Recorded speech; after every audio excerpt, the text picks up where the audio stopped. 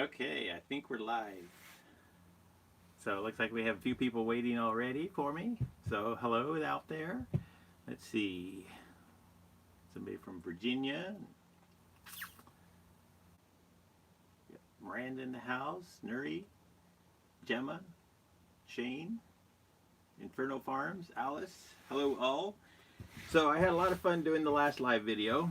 So I decided when it came to me to do another one, I just answered the call and decided I'd had many questions about the geodes and doing a geode tapestry. And I thought, well, that will be a nice long one. So I thought I can kind of extend out the question and answer. The geode's easy enough for me to sit here and tie while I talk and answer questions. So this here is a geode that I did on a t-shirt a while back. I did it as an ice dye, and we're going to just do something similar. I'm going to have a couple of the big geodes on the tapestry. I'm doing a tapestry that's 54 inches by 56 inches, one of the Sunshine Joy tapestries. So I'm going to put a couple big ones, and then I'm going to fill in some small ones, and then I also mentioned heart sprinkles. So what I'm going to do is just use my stencil and put a few small hearts on the tapestry too, just for a little bit of fun. So what we're going to do to start with, I have a tapestry that's been soaked in soda ash. It's been spun out, and then I've even left it sit out for just a little bit because I just wanted to just be barely damp. Normally I like to let them dry before I dye them, but since we're doing this live, I'm going to go ahead and just tie this up and get it dyed. But this is going to be a long video, so you guys can come back. Eventually I am doing another recording up here with my other camera, so after this here is all done and processed and washed out, then I'm going to go ahead and put a shorter version of just how to tie the tap, and we won't have all the questions answered, but I'll leave both versions up so you guys can watch whichever one you want. So okay, so it looks like we have more people joining. We got David and Jeff and Beth and Barbara and Todd and Jason, Sky and Christy. So hello, hello, hello. Thank you for joining me today. And it looks like we have a total of 38 watching right now. So I'm going to go ahead and get started. So the first thing, like I say, we have a tapestry. It's been soaked in soda ash. It's been spun out. And then what I'm going to do is put just a few hearts in here. It's something that you can add, little details in later. But I just want to have an idea of where I'm putting everything. So what I'm going to do is just draw a few hearts on, and then it's something that we'll just tie up as we go. So I'm just going to draw these in. Well, let's get a straight edge going first. So when I'm adding hearts in, I'm just drawing half a heart in, and then we'll tie that up geode style. But I'm also going to do the regular geodes like you saw on the t-shirt. So I'm just using my template here just because it's quick and easy for me to draw little hearts that are nice even shapes. So I'm just going to sprinkle 3 of those around on here just for a little bit of extra fun. I'm just trying different ways of spreading the love out there, and why not add a few hearts into a geode tapestry? Just seemed like a fun thing to do. So we got more people joining in. Let's see, we got Christy and Beth and Linda and Cassidy, Dragon Tears of Love. Hello, hello. And somebody from Pittsburgh. Hello. My mom was born in Pittsburgh, so she's a Steelers fan. All right. So, and I said that if I had any questions, I'd do some answering of questions while we're doing this live video here. And I didn't have any posted anywhere that I saw, but there was one right at the beginning of this chat. And somebody says that they had a question. They want to know if this can be done with liquid dye. So yes, this can be done with liquid. I just recommend letting the tapestry or t-shirt, whatever you're working on, dry, because you'll get better saturation from it. But other than that, yes, you can do a liquid. I've done it both ways. For me, I just prefer the look of a geode when it's done with the ice dye. So that's how I'm going to do this one today. And plus makes it easier for you guys to be able to see everything that I'm doing here. Or something, I don't know. Anyway. So I'm going to draw a few of these in, and then we're going to get started tying the actual geodes. And I do geodes both ways. You can either start at the bottom and tie out to the point, or you can start at the point and tie down. So I'm going to show both ways of doing that. So like I said, I'm going to put 2 big geodes on here, and then I'm going to do a few small ones. Just kind of blend it in wherever I can find space for them. So let's see, let's start our big geode over here. So I'm just kind of going to put one in one corner, and then I'm going to go diagonally, and I'll put the other one over here in this corner, and then just fill the rest in with whatever here. So if you're going to start the geode at the bottom, what I like to do is just kind of draw just a little bit of a general shape in there to kind of start with. Just so you know kind of how your geode is going to fit in here. And I'm not doing an exact fold on this. This just kind of gives me a general idea, just to make sure that I don't want to have a round bullseye type of geode. I want it to have a little bit of weird shape to it, like a stone would have. So once I have that done, then I'm going to just kind of pick this up, and I'm going to just start kind of doing just a little bit of a pleated fold here, just kind of gathering this up in the shapes here that I drew on here, just to kind of get it going. If you pick it straight up like this here, then that's where you're just going to get round, and you can certainly do that. There's nothing wrong with that. I like mine to look more like stones though, and they usually have a little bit more shape to them. So that's where I like to start with kind of a weird shape on here to go with. And then like I say, you can kind of do some of your pleating down here on the table. I'm just kind of doing just a quick gather on this, and then I'll pick it up and just kind of work more of them in. So I'm just kind of lining this line up all the way around here. And you don't have to draw a line. You can just go for it, just pick it up and just manipulate it how you want it. And that's how we'll do the top one, since we're going to start from the point. So I'm just kind of gathering that all up here in my hand and just trying to put that line all in an even round, and that'll be our first tie that we do, is right along that line.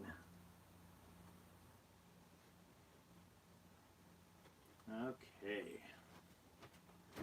Once I have that done, then I try to kind of pull that up a little bit, smooth this out a little bit there, just so that it's not a complete big wad there of fabric.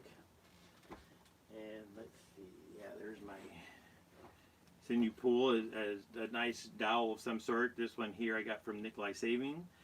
He still sells them, and it has a little port on the end where you can do the fast speed with or fast wind. But anything that you can wrap sinew on and then hold nice and tight in your hand is going to help with these geode type folds. Just because you're going to do a lot of pulling and trying to pull sinew by hand, you're going to end up cutting into your hand that way. So I usually will just start down here at the bottom. If I'm doing a start at the bottom, I'll just wrap around the bottom here, around where my line was, and I'll usually wrap a few times and kind of give it a pull, and then I tighten it, wrap around a few more times, and then pull it nice and tight. And whenever I'm pulling, I'm making sure that my arm is going to go back. So if this here breaks, my arm is going to go back behind me. I have done it once where I pulled and I was pulling straight up like this here, and it broke, and then I end up punching myself in the face. So that's just one thing to be aware of when you're doing the sinew pulling, is that you want to just have good pull where you're pulling straight away from you, or you can pull the other direction, and I'll pull it out this way, hold with one hand, and then pull straight out from me. So if it breaks, my hand is just going to straighten out like that. The other thing, when you're pulling away from you, if you run the sinew under instead of over, if you run it over the dowel, then that pulls into your hand. You run it under, and it's just more comfortable. So just a matter of finding which way works best for you. And I've also seen some people that they'll use a big broomstick, and they'll put it down on the ground where they can pull, you know, hold it with their feet and then pull up like this here. So yeah, you just got to get creative and find what works the best for you. So the next thing that I'm going to do now, I got that one tied on there, so I'm just going to go up, you know, about an inch or so, and I'll usually vary the distance in here. Sometimes I'll do little skinny ones and I'll do wider ones, and that just is going to give you a little bit more shape then within your different things, where you have some skinny, some fat, and you can see how I kind of have this odd shape here. So geodes are fun because you just get to kind of randomly play with it, and they usually come out pretty awesome. Okay, so let's see if we got some questions going on here. Looks like the chat is filling up. So we got more people from Pittsburgh. Hi from North Carolina, Georgia. The pouch around my neck, that's my medicine bag here, and I carry an Andera crystal in there. So that's what's in the pouch around my neck there. I've had a few people ask about it, so that's just one of my favorite Andera crystals. And then I think I have a few smaller stones in there. So anyways, thank you for asking. Let's see. What's that pin you're using? Let's see. Oh, the washable marker here. If that's what you're referring to, somebody asked what pin I'm using. This here is by Crayola. So it's just a washable marker, and it just allows me to draw on here and know that those lines are going to wash back out again. So I've also used ones, the other brand is Crazy Art. So those are the two that I most often find. I buy them on Amazon, or sometimes I'll buy them just in the grocery store or department store. So let's see what else we got going on here. Somebody in Georgia, California. This here is going to be mostly a geode. Somebody wanted to know if this was a heart geode. I am going to have a few hearts in there. That's the heart sprinkles part, but most of it is going to be the bigger geodes like this here. So I'm just going to tie a couple of them, and I'm doing them a couple different ways here. Let's see. I like doing the low water immersion or low immersion dyeing. That's fun.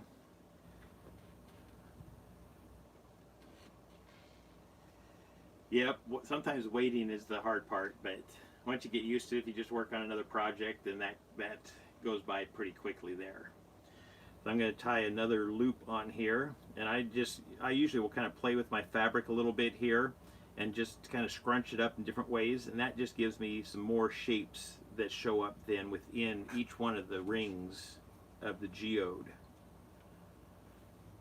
So I'll usually wrap just once or twice and kind of pull just to get some of the slack out, and then I wrap it around a few more times and pull it again, and that's going to help ensure, if you have it wrapped, I'd say at least 6 to 8 times around there, then you get a decent white line on there. And the other thing that you can do as you're going up, you can pull some parts of the fabric out. So what I'm going to do is just kind of wrap up and around this here, and what that's going to do is give me a separate little piece within the geode. So you can see how I have this big geode here, and then I got 2 different parts on there. So that's what I'm doing, is I'm just adding another little kind of weird shape into the geode. Well, there's another one of my Andera crystals. So I'm just wrapping that around, and like I say, that just kind of presented itself. The fabric was kind of bunched up there, so I just pulled a little piece of that out, and then I'll just wrap that up just like I'm doing the rest of the geode. Wrap it a few times and just pull that tight. Let's see. The ripple design, I won't be doing a video on that. That was a tutorial that I bought from Josh Shep over on Etsy page, his Etsy page. I think it's Push Rainbows, and he's selling the tutorial over there. So I'm just doing the ripple tees just to put them out in my store. So if you want the tutorial on that, you'll have to go through Josh.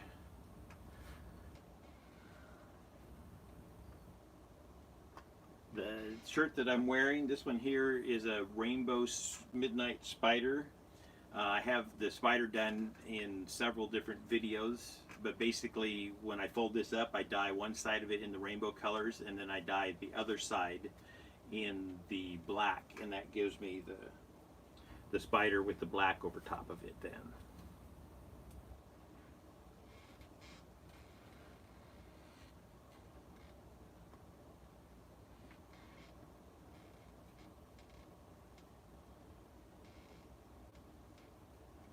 Let's see, somebody was watching the sunflowers reveal and they're asking about the shirt I was wearing. I think my Oscar the Grouch shirt in that. I don't have a video for doing that exact design, but I do have 3 videos up that show the technique. That's what I call a stitched design. So you can look that up as a playlist, or just look up stitched design, stitched tie-dye on my site, and you'll find it. And I'll try to remember to put a link to the stitched design down in the description after this video is complete. So after I wrap out to the end of this here, then I just did kind of a little bit of a wrap, brought it back down here to the center point so that I can continue on now with my geode going out here. So we're just going to keep wrapping this up, and I guess I didn't make that quite as big as I thought, so I'll probably end up doing 3 or 4 geodes on this tapestry here.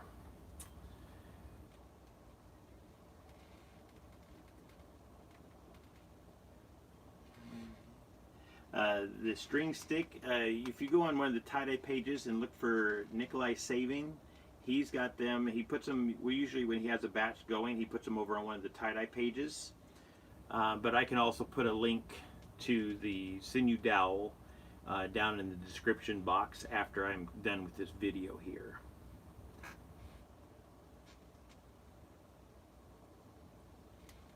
Hello from Wisconsin. Use crystals to keep the ice. Oh, I mean, you like actual big crystals stacked around your t-shirt when you're doing ice dyes? Is that what you mean? It says I use crystals to keep the ice away. Or the ick away. Oh, I seen that. I thought I said ice, but it says ick. So yes, I use them for healing also. Sorry about that. Okay. Got a Hoosier in the house.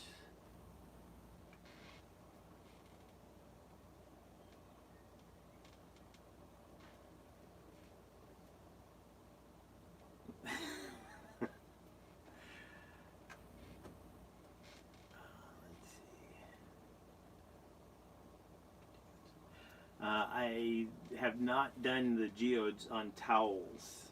I would imagine you can do them on anything, but the geode on a towel is going to be a little different just because of the thickness of the fabric. I think I have done a geode on a hoodie, and that came out pretty good, but you do have to make sure you add lots of dye in there. And that's where sometimes an ice dye comes in handy to get the saturation. So if I was going to do a geode on a towel, I would probably do it as an ice dye, and I would probably let it dry before I actually start putting the dye on. And thank you, Theme Craft, for letting people know about Nikolai Saving. I appreciate that.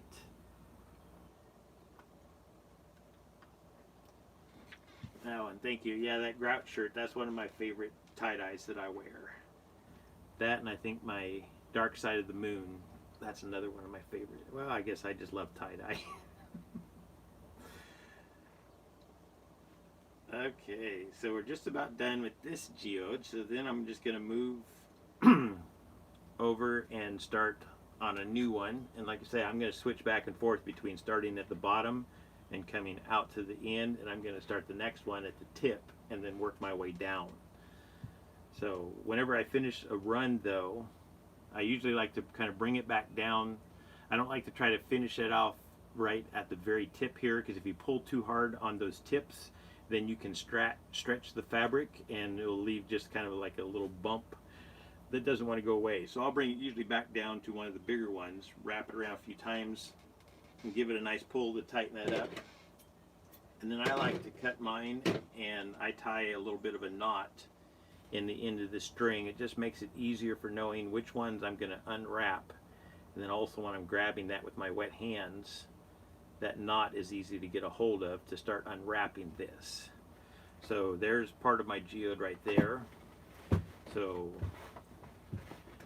I guess this will be as good as time as any to tie up some of these hearts. So I'm going to just do up a few of these heart sprinkles, and they're going to be like little geodes themselves. So for this here, I'm going to actually do the little fold in half and pleat it and go up that way.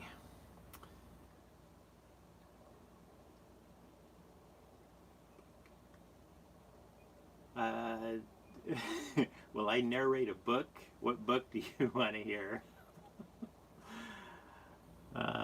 Somebody told me, I've had a few different people tell me that my voice is very meditative for them, so they'll sometimes put my tapes on, my videos on, and just let them play in the background. So I'll consider a book.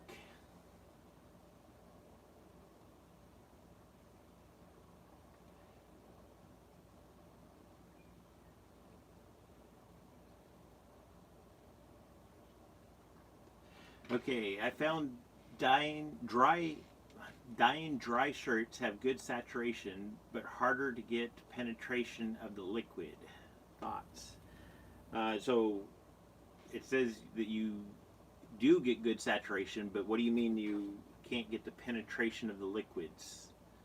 I usually the times that I let the shirts dry is when I have many layers of fabric. You know, so if I'm doing the Mandela folds, or I think like when I did the X, anytime I have lots of layers, that's when I like to let them dry before I apply the dye, just for the saturation issues. But sometimes I do have the dye will want to roll off rather than soak right in, and so in those instances, that's when I use my soda ash, and I just give a quick spritz, and then that'll help the dye soak in. But I don't know if that answered your question or not. So, Inferno Farms, if you can explain more.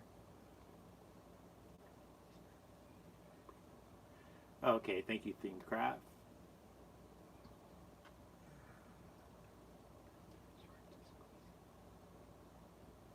Oh, yeah, sometimes, I mean, that's just part of it. I mean, either squeezing it, or the other thing I found sometimes when I'm doing a dry dye is I'll put a layer on, and then I'll walk away and leave it sit for 10 or 15 minutes and come back, and then I'll add another layer of dye on. But you want to do that with, I usually will go ahead and dye the whole thing. If I'm doing a DNA, of course, you have to dye both sides. But if I'm going to dye the top and the bottom the same, like if I was doing a starflower design, then that's one that I would just keep applying dye to the top, and I wouldn't put any dye on the bottom until I seen color coming through. But if you're doing a DNA, then it's a matter of putting enough layers on the top and letting it soak down. But at some point you do have to flip it over before you actually see the dye coming out. So I think some of that just comes from experience of being able to look at the shirt. Sometimes I'll use my cuticle pusher to get in there and open the cracks up when I'm doing a dye like that, just to see how far they've soaked down. I can also kind of look at the top of the fabric, and I'll see some of the little white fuzzy fingers start to stick up from the fabric, and the color will look a little bit duller than when I put the dyes on. Okay, we got the heart wrapped up, so I'm going to go ahead and tie that up. But if they looked a little bit dull, then I'm guessing that means that the dye has soaked in, so that's when I'll go ahead and put another layer on. But like I say, most of the time I do my dyeing while everything is still just damp. That's my preferred method, just changes depending on what fold I'm doing. Okay. Thank you, Miranda. Yeah, I'll take that in consideration about reading the book. See if there's any need for that out there. Oh, thank you. Yeah, I've been growing this for, well, I guess it came into length in about 2.5 years, but I've had it for almost 3.5 years now.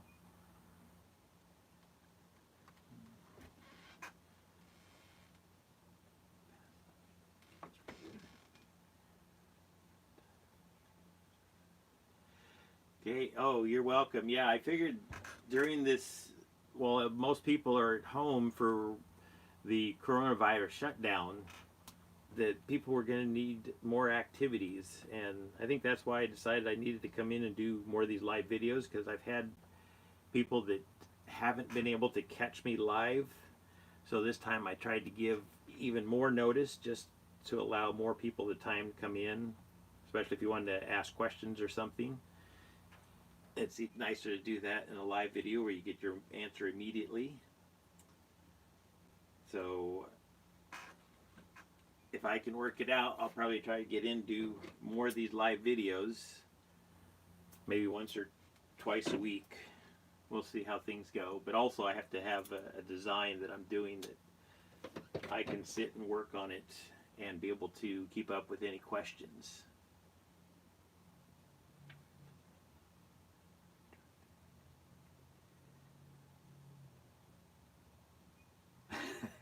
Yep, sometimes you just have to do it the way that it's going to work the best. I do try to find the easier ways on things, but sometimes there's just not an easier way. Sometimes it just takes the squeezing, it takes the extra time, or whatever you're doing. So yep, if you want to perfect something, you'll just have to take the extra time and do it the way it needs to be done. But if you do find easier ways, surely share those out there with me or somebody else.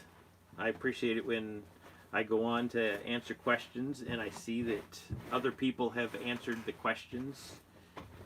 So whether it's on Facebook or out there on my YouTube channel, I've had people chime in that more experienced dyers, so that's always appreciated. Okay, so I'm just kind of looking for an area that I want to put my other big geode. Since I have one of my hearts here and here, I think I'm just going to start my big geode right here. So what I'm going to do to start with is just pull up. So this one I started at the bottom. This one I'm going to start up here at the tip. So I'm just going to do kind of a reverse action of gathering the fabric up. Like I say, if you pick it up just straight like this here and tie straight down, you're going to get kind of concentric rings. If you want more of the shape, then as you go down, you'll just need to adjust your fabric here. So that's kind of what I'm going to do here, is just adjust this a little bit, get some of these creases pulled out just the way I want them, and then I can just kind of scrunch up that center part a little bit just to give me a little bit of thickness there, because like I say, if you try to pull too hard on just a little tiny tip, you might stretch the fabric out that won't go back. So I like to have just a little bit bigger of a tip there. So I just kind of wadded that up. Hopefully you can see how that's wadded there. So let's see here. Yeah, that works. Okay. And why do you do it reversed? Are you meaning starting from the top instead of the bottom? There's just different ways of tying it up, and I have done it both ways, so I thought I might as well show both ways on here just to give people more variety. So once I do my first tie, then I'll usually kind of do more of that scrunching up, so I'll just add some little bits of extra fabric there and scrunch that up, and then just put another ring in there. So you can just kind of, and then you can also work in a direction here. So I do have like a heart down here, and I got another one over here. So I'm just going to kind of try to fill up this whole corner with the geode. So I'm just going to kind of gather fabric up from all the way around here and just fill up this whole space. So sometimes starting from the top is more interesting, because I think more of this gathering here where I'm intentionally trying to shape the geode and making sure that I don't have too many layers that are tucked all the way on the inside there. So I just keep adjusting it and keep wrapping it up. Okay.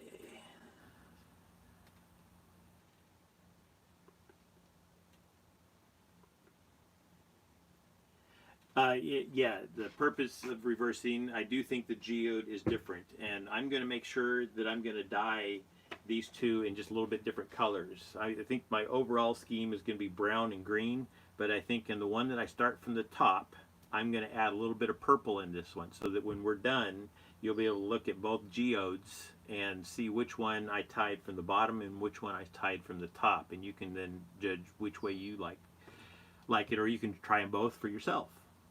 That's always fun too.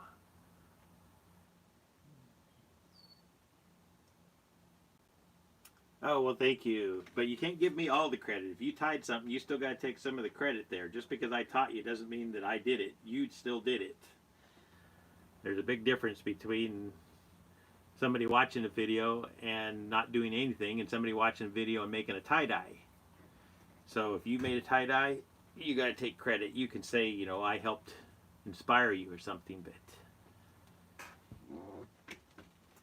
you got to take some credit. You're doing some good work.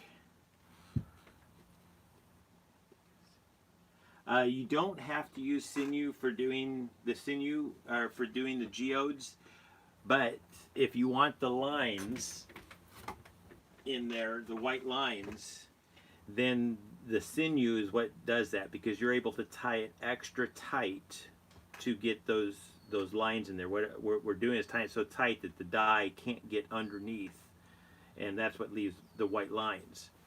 But if you just want just the shapes in there, you can see some of my lines here don't have white lines, so you'll get more of these type of shapes. You just won't get defined lines, but you can tie it up. I've used kite string to tie it up, and that's something you have to do a couple wraps, tighten it up, a couple more wraps, tighten it up. I've also used dental floss. I got some right here, I think. Yeah. So I've used dental floss, and that's something that is stronger than the kite string, and you can do the same thing. The dental floss, I have got some white lines from those, so you can build up enough layers. Just wrap a couple and, like I say, tighten it as you go, and then wrap a couple more layers and tighten it. So Sinew is not an absolute requirement. I try to make sure that there's many possibilities and explain the differences of why I use the things so that people can explore. Because I want to inspire people to try things, but not have to go out and buy all kinds of stuff. I mean, some things you have to buy if you want it to look the same, but you can still do these designs, just not with all the same effects. I hope that answered that question. Hi Mark, good to see you. I'm going to dye this at the end of the video. Like I say, this is going to be a very long video. So I just thought, since everybody, well, not everybody, but a lot of us are off in our houses, so I just thought this might be a fun way to connect. You know, you guys can chat in the room there. You can ask me questions and stuff. And we're just going to hang out here and tie this up. Because like I say, a geode, it's the same basic process, so I don't feel like I have to pay quite as much attention. I can kind of interact with you guys as we go. So, yep, I will be dyeing this after it's all tied up. And then I'm doing another recording up here with my other camera. So what I'm going to do after this here is all washed and dried is I will make a short video just of the pertinent details of the tying, and all the rest of it will be fast forward, so you won't have all the question and answer, so it'll shorten it down, because this might end up being a 2-hour video by the time we're all done here, or who knows, even longer. So anyway, we'll shorten it down for people that want just the video, and that'll be out at a later time.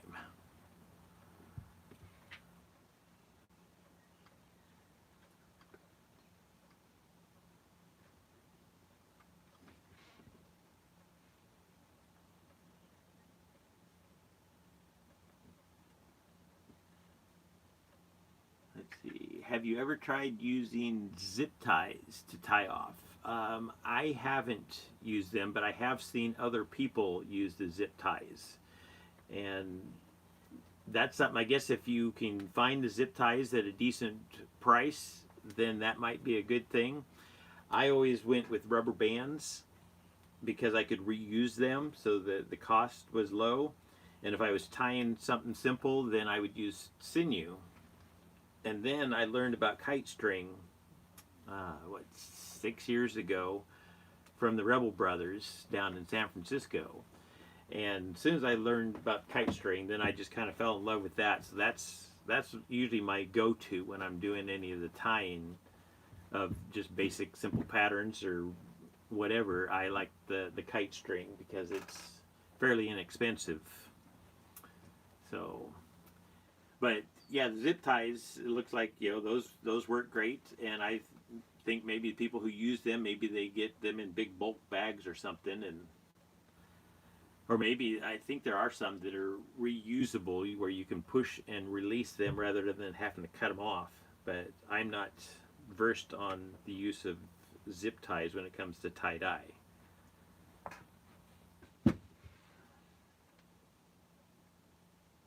Hello, Stephanie. You're welcome. Like I say, this sharing my knowledge out with the world has kind of felt like a calling for me. Oh, well, had our first break there, but I think I still got the end of it here. Yeah, so I can tie that back together. That's kind of handy. Whenever you break it, that's a pain because sometimes you just can't dig that other end out of there. But if I can dig the end out, I'll usually go ahead and tie it off and just keep running with it that way. Okay, what was I talking about? Oh, sharing my wisdom. Yeah, it felt like a calling for me a couple years ago that I needed to do the videos. When I first got into this about 20 years ago, tie-dye was a very secretive art form. And that was something that I had a hard time finding anybody that was willing to talk to me about it. So I did a lot of my own learning and researching when I was doing this. But I always wished that there was somebody. So in a way, I think my new motto has been be the change you wish to see in the world. So I feel like that's what I'm doing. I wish that there was somebody like me out there doing tie-dye 20 years ago. So I've just become that person. So I do all these videos out there, and I put them out there for free so that anybody can watch them. So you're welcome. I'm glad to be of help. Let's see.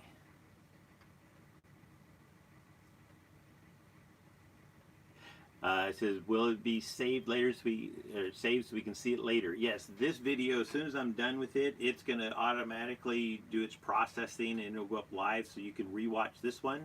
But I'm also recording this on my other video camera, and when the tapestry is all washed and dried, then I'm going to go ahead and make a shorter version of this video so that you can see the process, but you don't have to sit for the 2 or more hours, whatever it is, afterwards.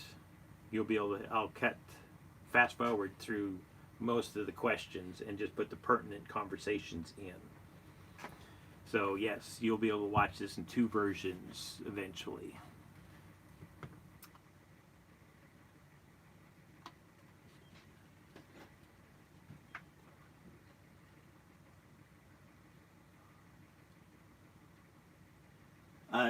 Says, I have used Sinew but can never get the lines to stay white. What am I doing wrong? It's not really a matter of what you're doing wrong. It might just be that you're not pulling them tight enough. One of the other things I found that helps when I'm doing the Sinew and I want the white lines is if you start with it a little bit damp, then you're basically trapping just a little bit of liquid under there, and that helps even more keep the dye from wanting to squeeze under there. So I think it's a matter of pulling tighter and starting with your t-shirt or your tapestry just a little bit damp, and then I think you might have some better results. And like I say, the pulling, that's, I think what it really comes down to is getting it tight enough. And when I want a white line, I make sure to have it wrapped around there 6 to 8 times. But I'll do 2 or 3 times, pull it tight, take some of the slack out, wrap a couple more, and then I pull it really tight, and then I can kind of feel it cinch in here under my hand as I'm pulling. And then I'll wrap 2 or 3 more times and pull it tight. So it's just a matter of how tight you pull it and how many times you have it wrapped to get a nice border there for the dye to not be able to creep underneath. So, but it does take some work.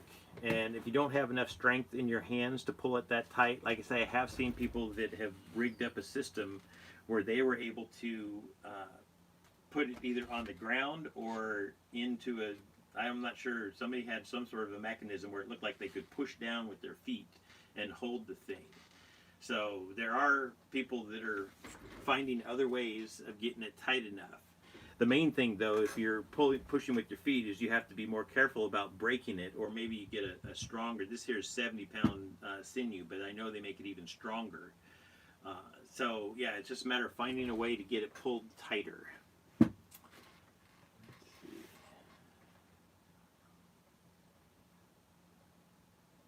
Oh, and thank you, Dragon Tears of Love, for answering that question.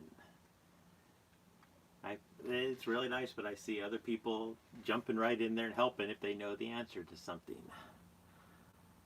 Let's see. Oh, I jumped down here. I'm not sure where I'm at on my questions now.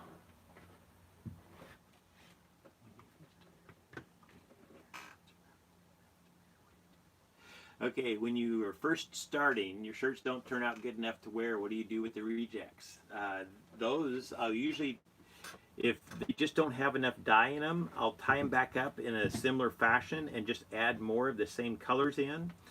But if it just kind of overall, it's dyed, but just the pattern didn't come out the way you wanted it, you can tie it up. I usually will do the Ronstar method, and I'll tie it with the Sinew really tight so that I'm leaving lines, but if you're tying an already dyed shirt, you're not leaving white lines, you're leaving colored lines. So, and I do have a video for that called over dyeing. So if you just look up on my channel, just look up over dye, then it'll come up and I'll start out with an already dyed t-shirt where I tied it up with Ronstar. But that way then you can get more practice in, and you can hopefully then save that shirt. But the other thing, sometimes beauty is in the eye of the beholder. So just because you think it didn't turn out right doesn't mean that somebody else isn't going to just love that shirt just the way it was. So sometimes what I'll do is I'll put a shirt for sale out there and see if somebody likes it before I do an over dye on it. Okay, so what I'm doing now is I'm going to put another little section on here. So I'm doing one of those little offshoots. So I'm just kind of gathering this fabric up here. And I'm just going to kind of wad it up right here at the base, right where I'm at here. And then I'm just going to go and tie that little noggin up. And that'll just add another little shape within my design here. Excuse me. Some water.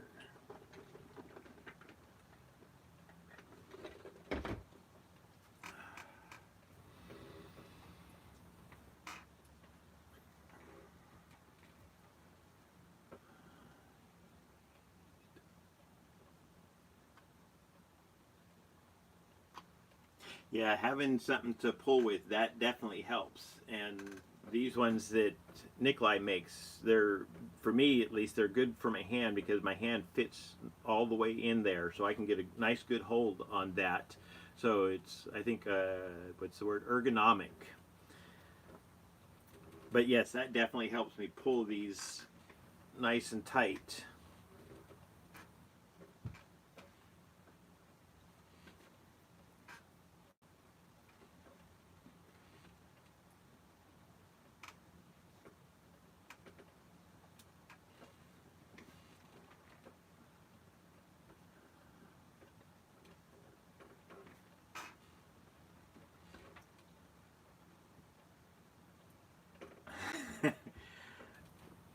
lots of useful rags. I take it you're talking about the shirts you don't like. Well, let's not go right to rags. Like I say, we can still, if you do an over dye, at the very least, you get some more practice tying another process up. But the over dye might just make that into a beautiful tee that you want to keep for yourself even.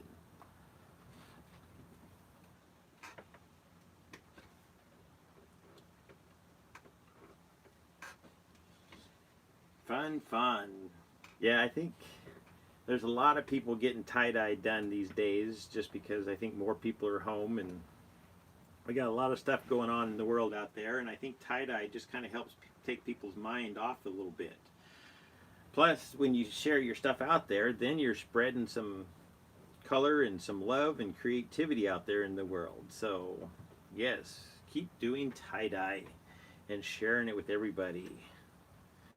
Okay, so I tied this one extra little noggin on there, and now what I'm going to do, the main thing I try to make sure is that I don't get other parts of the tapestry folded up in there. So when I'm picking this up, moving around, I'm trying to make sure that I have just the bottom here.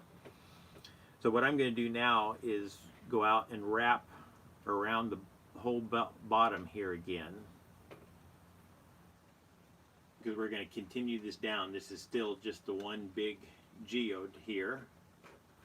So I just made an extra little shape on there. So we're just continuing this down. Like I say, I'm going to try and take up this whole corner here. Looks like I'm going to engulf the heart within this one also. So that'll be fun.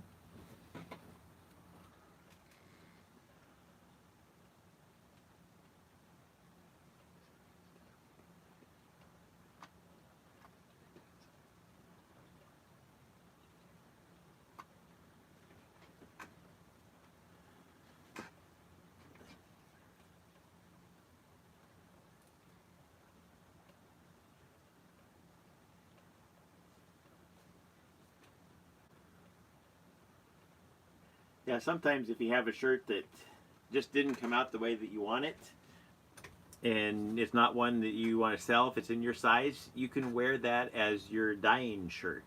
Now I end up usually just wearing my older t-shirts. Every now and then I forget and I'll sit down to dye and I'll have, you know, one of my nice tie-dyes on, and then I end up getting, that's when I splash dye on myself. But all my older t-shirts that have been around for a while, and like I say, this one here has been around so long that the lettering and stuff is scraping off. And anyway, so this is one of my dyeing shirts. But any of your so-called rejects can turn into your dyeing shirts if you want. So let's see.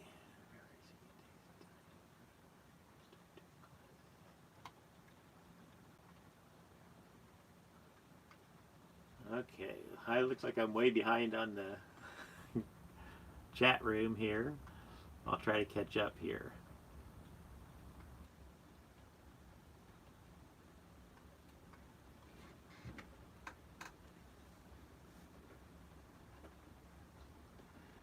What colors am I going to use? I'm going to dye this mostly in greens and brown. So I have different choices. I've got sage green, moss green, aqua, and forest green over here.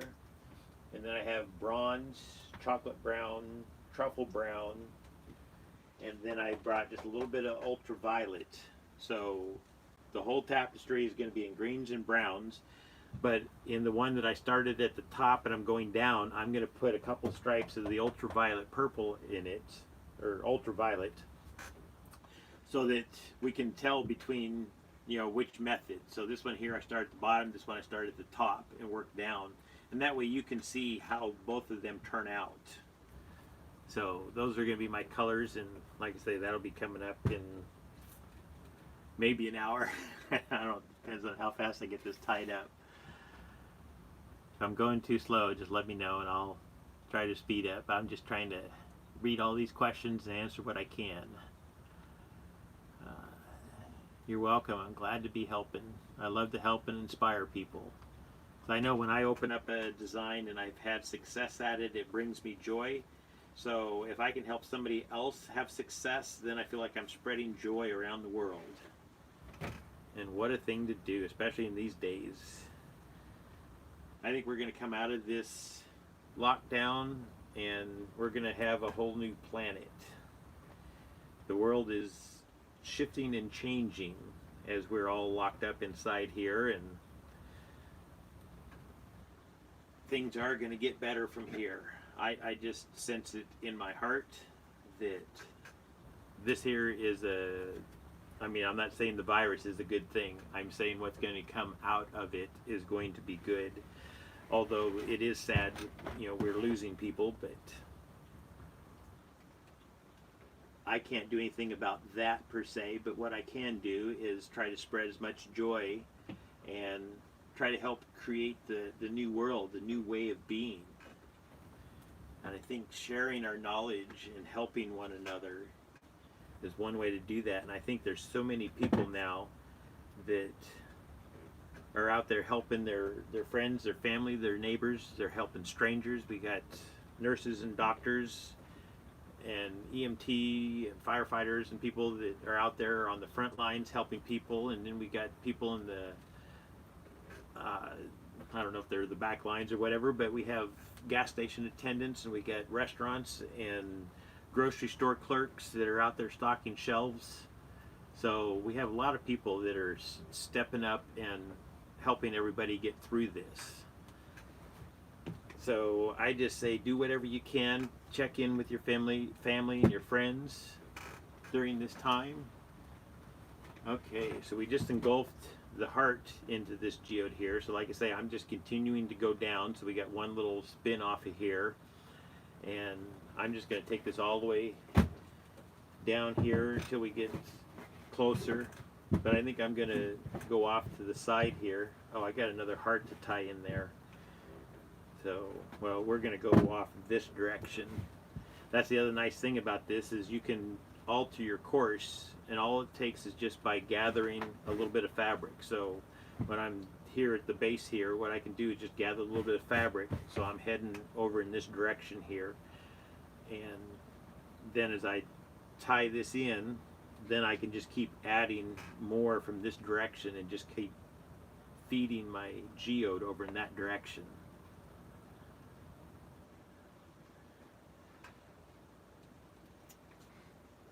Oh, sorry, Beth. Yeah, I tried to warn people this was going to be a long video because I knew that the geode was going to take a while.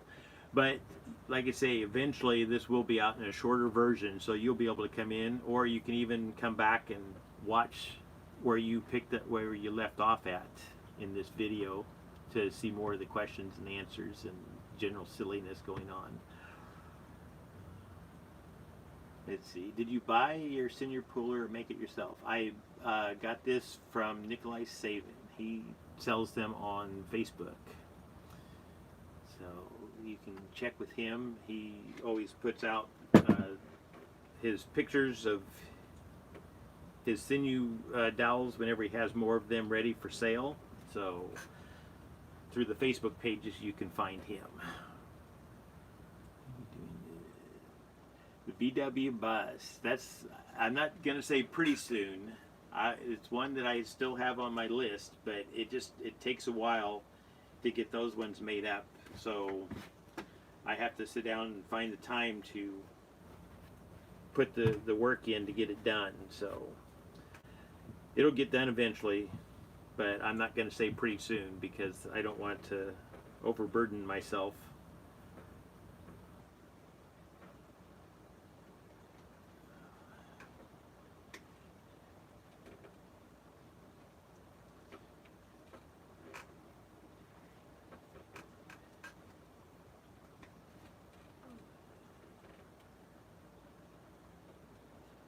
Oh, thank you, Jack. Looks like you answered that question about the VW bus.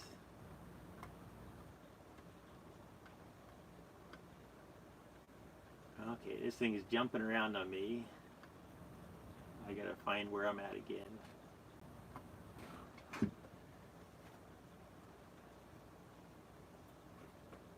Oh, thank you, PGH Consumer. I appreciate you supporting this channel. Yes, the memberships, they do help. That's something that I don't have extra perks like some of the other channels, because I would have to not share all of my videos for free to everybody else if I was going to make that a perk on one of the things. But I just figure that the amount of value you get just out of my channel in general, if you feel compelled and want to support this channel, then I certainly do appreciate all of the memberships that happen. So thank you. Can you reuse Sinew? I have seen people do it. I have done it a little bit years ago, but it just got to be kind of a pain because you have to make sure that it's rinsed or washed really good. Otherwise, if you have dye that's still in your Sinew and you wrap it onto another project, it's possible then to transfer that dye to it. And also, once you've done some rinsing on it, then the strands start to separate, so it just becomes a little bit more of a pain to work with. So I decided to stop trying to save my Sinew, and I just cut it off of there. But yes, you can save it, and there are people that do that. So you just have to be careful with your process if you want to avoid the dye contamination. Just make sure that you've rinsed it really good.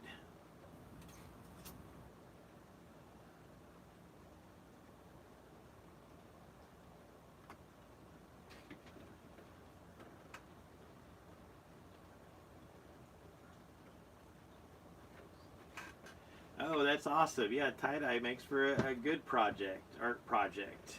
That's something I go into the schools sometimes. Over the years, the last 16 years, I used to go into a lot of them, and lately I've just only done a few of the schools. But I love working with the kids and teaching them, and I think doing the schools is what really helped me get prepared to do these videos. I'm going to go ahead and tie this heart up because I'm starting to run out of space here between these two geodes here. So it's either tie this one up now, and if I can't quite get it, then I'll reposition this heart in a new place. So yes, have fun with your art project at home.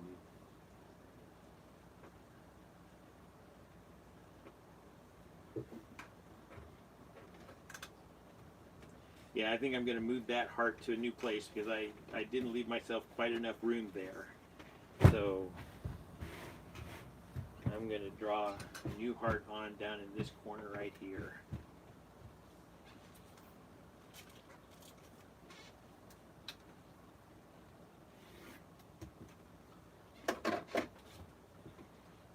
And maybe I'll stop and I'll get these tied up right now just so I don't lose track of them again. But I am going to fill the whole thing up with geodes here. Whether they're included all into this massive one here or I do a couple extras in there. But yeah, that's turned into a massive geode there. Okay, so we're going to tie this heart up real quick.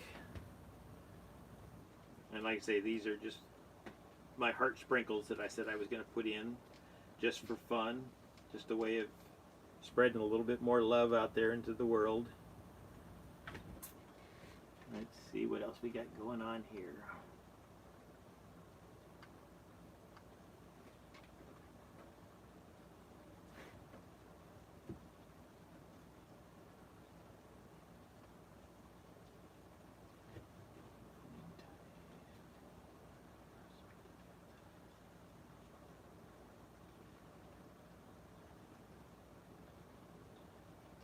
Oh yeah, pulling tight the zip ties. Yeah, that's a difficult part there. The only time that I've considered using zip ties would have been just in place of rubber bands, but pulling them tight enough on a t-shirt to leave a white line, yeah, I would imagine pliers would be the task for that because I wouldn't be able to pull it tight enough with just my fingers.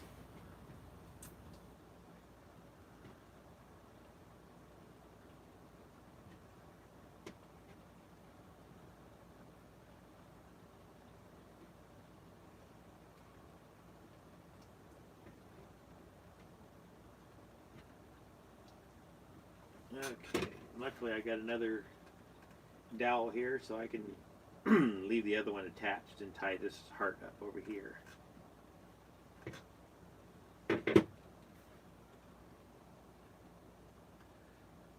You've definitely brought some joy to my life. Tie-dye has helped to mitigate the depression I've been fighting. Oh, that's wonderful to hear. Like I say, it's just, I think this is a way of people being able to pull together and to help.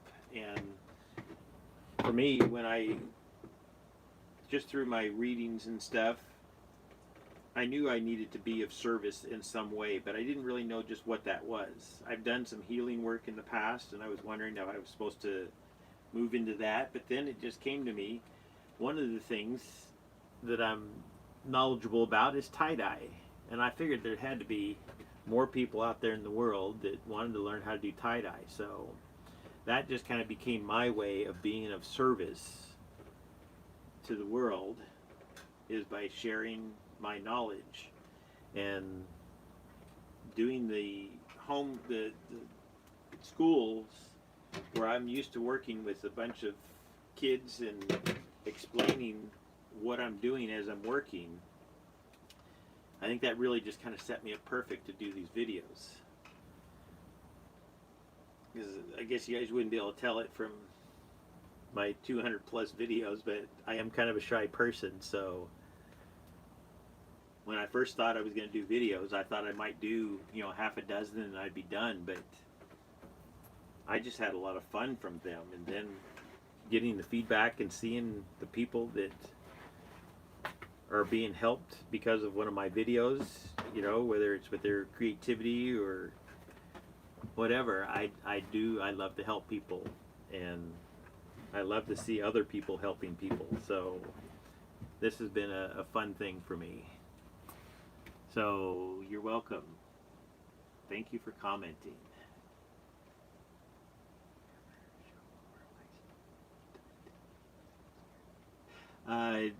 Next question is, would you ever show more ice dye techniques? I'm scared to try it. Yes, this here is going to be an ice dye. And I've been wanting to get in and do more ice dyeing so that I can do more videos, but I feel like I need to practice more before I do too many detailed designs. But I do have some ideas in mind, so yes, I will be doing more ice dye videos, and like I say, this will be one of them. And whether you're able to stick around until I actually get this tied and get the dye put on, or you come back to it later, but this here, when it's done being tied, then it's going to be ice dyed.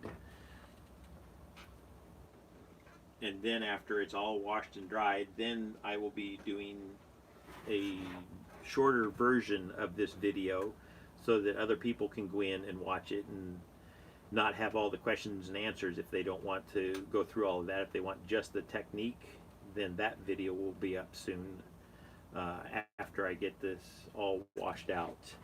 So what I'm doing here, I had another section of fabric, so I'm just kind of wrapping it up here next to the base, and I'm going to do another one of these offshoots on here. And then I might do one more, bring it close to this heart, and then I think I'm going to tie this one off, and I'll probably start over on this other side here. And then probably do one more on this small one over here. So that's the nice thing about these geodes, is you can just kind of go for it. You don't have to have more of a plan than just the fact that you're doing a geode. I love that I can just kind of mess around here and just grab fabric and tie it and wrap it in different ways, and know that in the end we're going to get some good results out of this. I don't have to be precise because I do want some differences, so I'm not trying to stack these all nice and even. Sometimes I'm leaving a big space, sometimes I'm leaving a small space, sometimes, like right now, I'm going at a diagonal here. So the geodes in no way have to be perfect. You just make your way through. If you want the white lines, you just want to make sure that you pull it tight and that you have some extra sections or extra wraps of sinew on there. And let's see.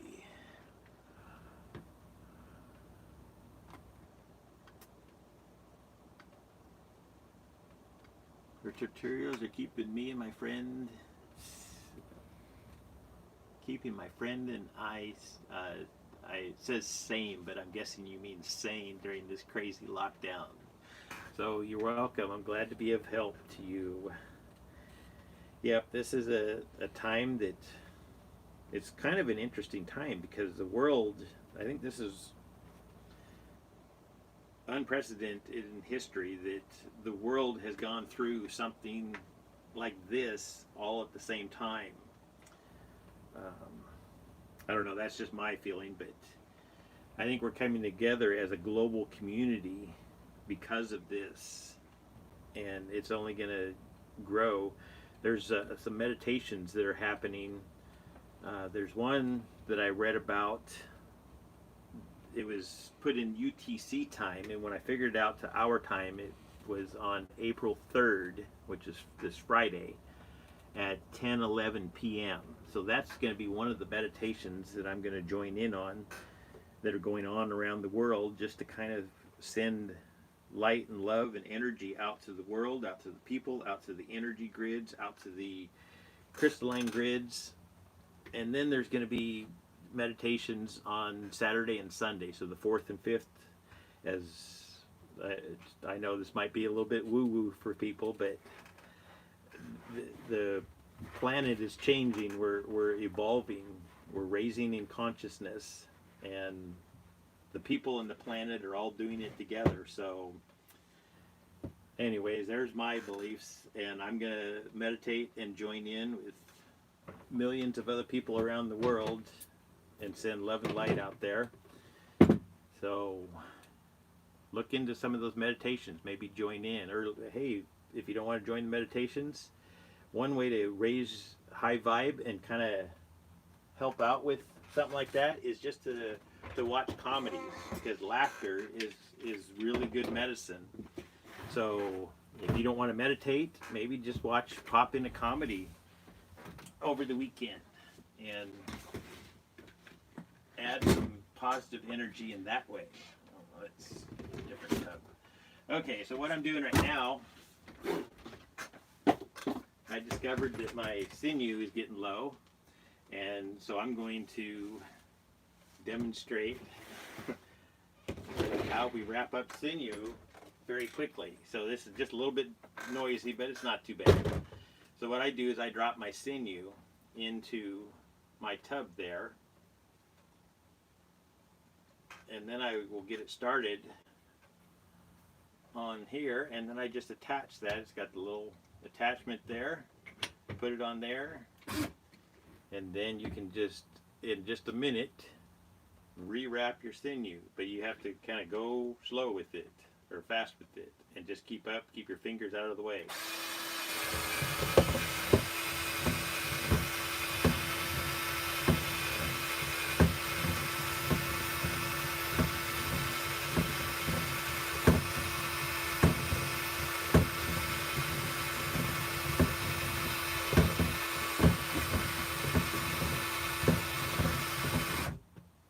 Too high up there. I'm going to push that down before it becomes a problem later. I'll have to take that slack out. But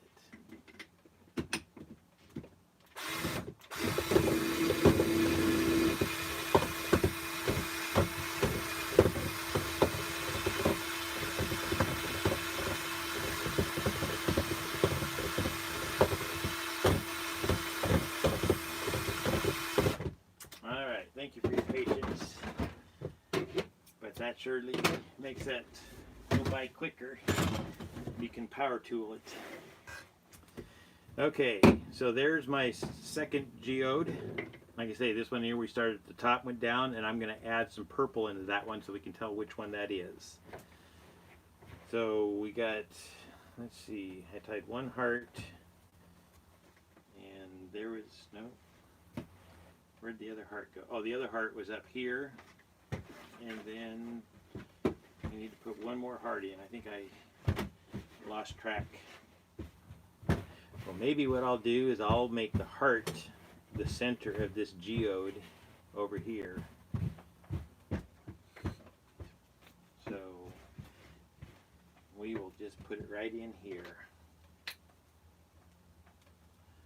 Okay, let's see what else we got going on there.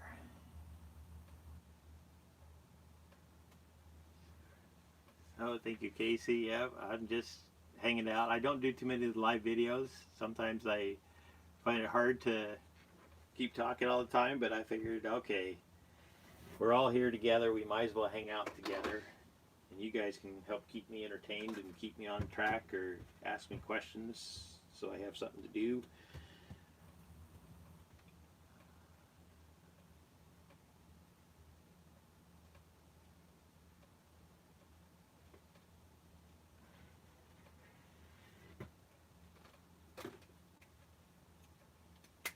Let's see. Nice. Um, I hadn't decided whether I was going to sell this one or auction it off. More than likely, I'll probably auction this off after I'm done with it.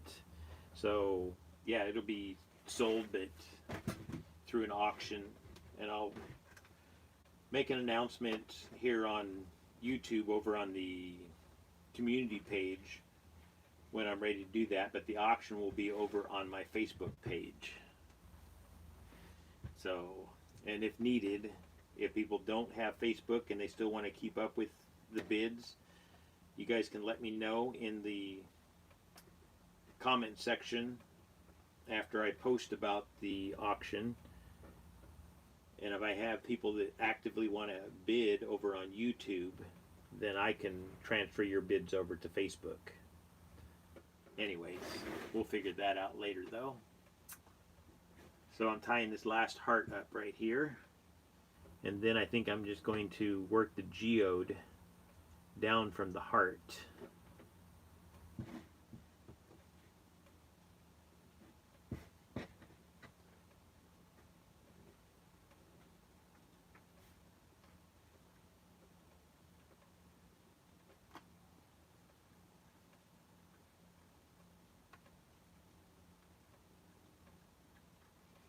I'm trying to keep up with all the questions, but sometimes it jumps on me and I have to scroll back.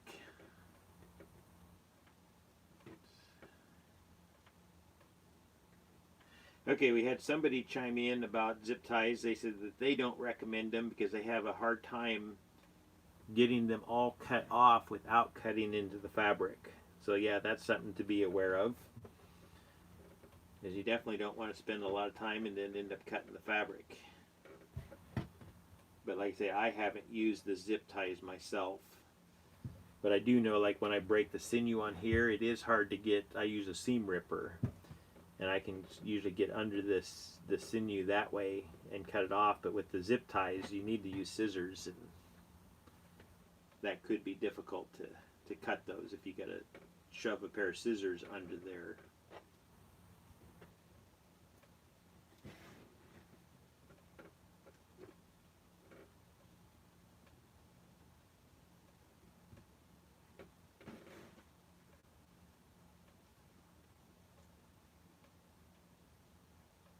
Hello, Banana Pie.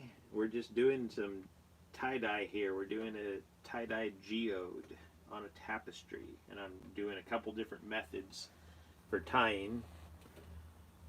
And eventually this video will go up live where you can rewatch the whole thing. Also, I'll do a condensed version so you can watch that too later on without all of the questions and answers in it. Yeah, we're getting closer to the dyeing. Like I said, I still want to get the rest of these corners wrapped up here, but we'll be getting to that hopefully within the next half hour here. Yes, I love the ice dyes too. They do have a different effect to them.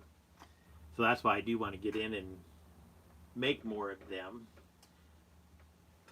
and do more of the videos for it. So hopefully I'll be getting some of that done soon. Okay, so there was the last heart that I was going to put in there, and this time we're just going to leave that up as the tip, and we're just going to then work our geode down from that.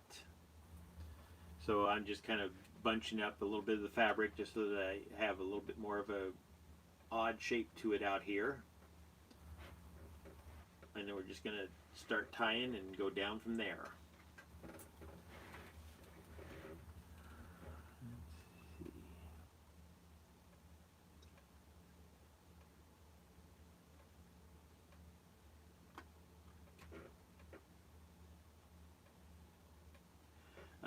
How long would you say it took to get to your skill level with the stitched ones? Those are my favorite to do, and I'm trying some of my own drawings, but it is very discouraging when I spend 8 hours sewing and then can't get it to lay flat and have to restart, or when it comes out messed up. Okay, yeah, it has taken me, I've been doing the stitch designs since 2011, and I would say the first 3 or 4 years, you know, I really was kind of working and playing different ways of stitching it or pulling the threads and stuff. I try to get mine to lay flat, but that's not a requirement. That's just how I do it. But I have seen Steve, he does his, but his aren't laying completely flat like mine. Cameron, he has his different ways. I've seen a few other people, and everybody has their own different way. So you might look around at some of the other stitch dyers and see if maybe their ways are working better for you, or maybe just kind of develop your own. But I try to have mine lay fairly flat so I can get in there and put my outline on. But it's not a prerequisite. But it does take some practice. And so each time I would stitch it one way and then pull the threads, I'd see how it gathers, because I stitch the lines, but then I also stitch all the inner spaces. So because when you pull the lines, then that inner spaces all bunch up. So I try to make sure those are all gathered. So sometimes it's a matter of how you stitch those. And I think that'll be the reason why I want to do the VW bus as one more. That'll be my 4th stitch video. But that one has more of the detail, and I can show kind of how I work with that, and how there's sometimes the VW bus, especially like for the headlight and stuff, I get different parts of those that poke up. So mine don't always lay perfectly flat. But one of the other things that I do is I do 2 t-shirts at a time, because if I'm going to spend 6 to 8 hours working on a t-shirt, the price would just be really high if you're trying to sell just the one t-shirt. So by doing 2 of them at a time, for me, I feel it helps with the bulkness. If I do just one, I feel like it's too flimsy when I'm starting to pull the threads. But when I have 2 layers of fabric in there and I start pulling the threads, then that just gives me more of a depth of bulkiness for me to pick up and move around. So that's one of the reasons why I started doing the 2, on top of just being able to divide my time up between 2 dyes instead of just one. So yeah, the stitching, it does take some time. I didn't just jump right in, and although my early ones, they were still a step up from some of the other folded designs, but it does take practice, just like I think any other method in here. Some of them just take more practice.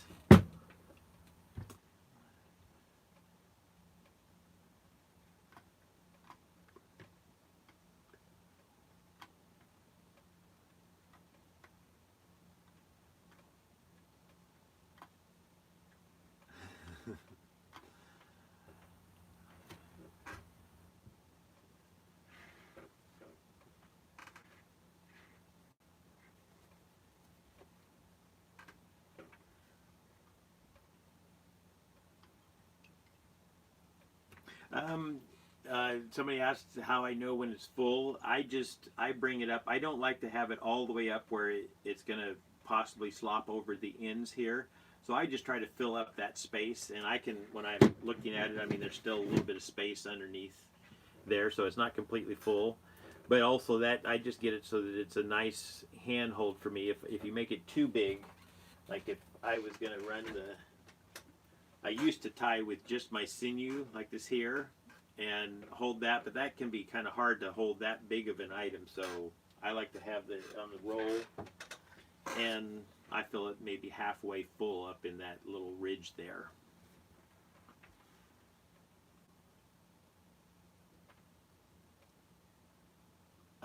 the average price people charge for tie-dye t-shirts, that really varies. I mean, everybody is setting their prices, different areas of the country and the world. Some people can get a higher price out of a t-shirt than others just because of the location that they're in. Some of it depends on just how detailed. I have t-shirts that I sell, youth size t-shirts, from $20, and then I go into the adult sizes, my extreme designs, my stitched ones, that they might be $80 or $90. So there's a huge variance in price range, and then each artist is going to vary too. So you really kind of have to just figure your prices according to your skill level. And I think when I was first starting out, I kind of looked out into the tie-dye world to see what other people around my skill level were charging for t-shirts. If you can't figure out a price for yourself, then you can kind of look at what other people are doing and then go within that range. So yeah, pricing can be difficult.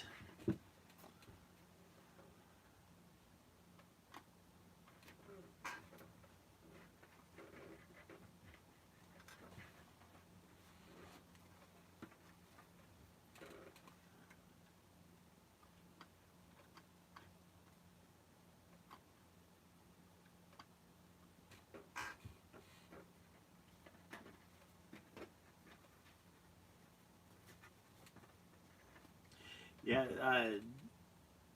Jacqueline says, I tried to stitch a peace sign. It wouldn't lay flat when I was done. It like stuck up and was very hard to get lay dye onto. Yeah, one of the things I have done when I'm pulling the stitches, if by pulling the stitches it's going to cause it to fold and wad up, then I won't pull them as tight. So sometimes on my stitch design, and of course I don't have anything around here that I can just point to, but on the stitch design sometimes the lines will be all nice and neatly tied together, but other times if it's going to around a big round corner, there might be more gaps. So I haven't pulled it completely tight, because pulling it completely tight causes it to buckle up. So sometimes you can't pull it as tight as what you need to, where it looks like it needs to be pulled. So some of them are tight on mine and some of them are loose just to allow it to lay flat. So yeah, that is one thing you can do, is just not pull the stitches quite as tight.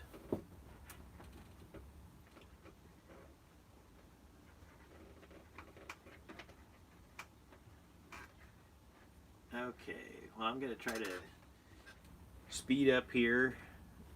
I think I'm getting caught up on the comments and questions. Oh, well, no, I guess not. What makes it a geode? The geode is just because of the shape. It looks like the stones that you cut. I don't know. I've seen them quite a bit, but I really like stones. So it just looks like the stones that you slice, and they're really super thin, and they have these rings of the different crystals, the way they formed inside there. So this design just kind of looks like that. So it just kind of took on the name geode many years ago. I'm not sure who even coined the term, but I've just been using geode because I agree it does look like a stone.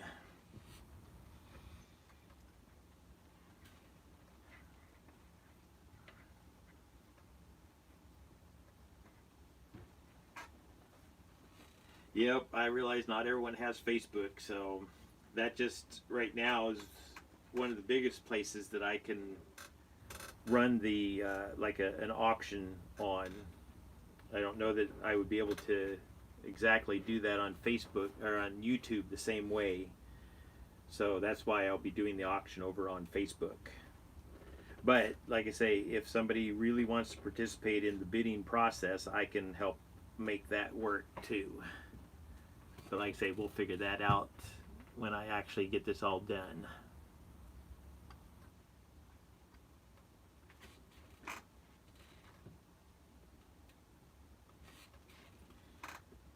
How long do you keep mixed dyes? Do they begin to degrade in color after a certain amount of time? Yes, I've had them around at room temperature, which for me is, in the mid 60s up to like 70 degrees. I keep them around for 2 to 3 weeks before I start noticing a difference in the color. But the one thing that I do to make sure then is I write the date on my bottles whenever I mix them up, so I know when each one of my colors was mixed up, and that way at the 2 to 3 week mark, depending on which color, like green will start to deteriorate faster than my orange and purple will. So some of them I'll let them go out to the 3 week, 4 week mark. But a green, if I'm in that 2 to 3 week mark, what I'll usually do is just add another scoop of dye in there and blend it up again. But if you have a refrigerator, then you can increase the life of your dye. I'm not sure by how long, but I know that that makes them last way longer. So if you have a spare fridge, consider storing your dyes in there when you're not using them.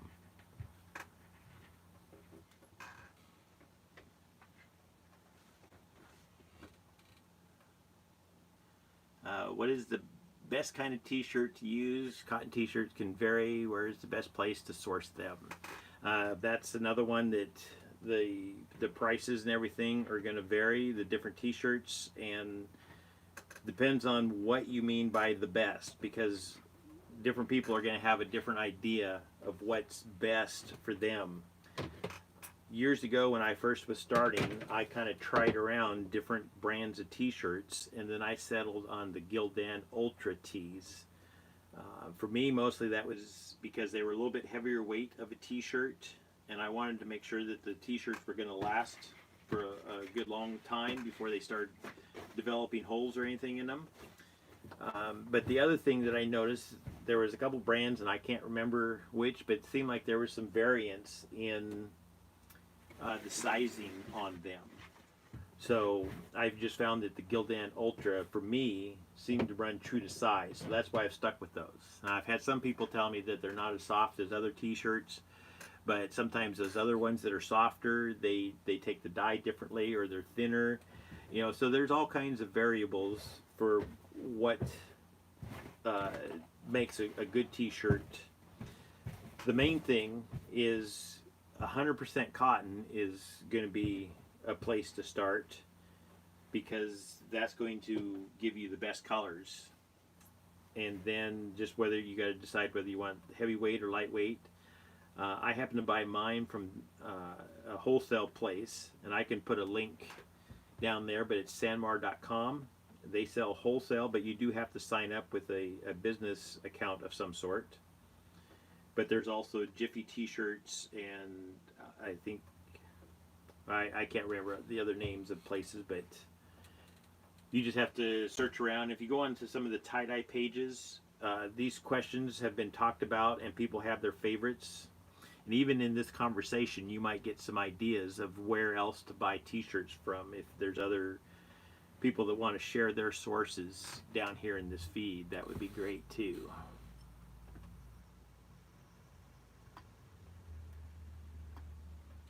Is there a brand of Synthropol better than others? That I don't know. I've always just used the Synthropol from Dharma. That's one that I've been using for 20 years since I started doing tie-dye, and I've just stuck with it because it's worked for me.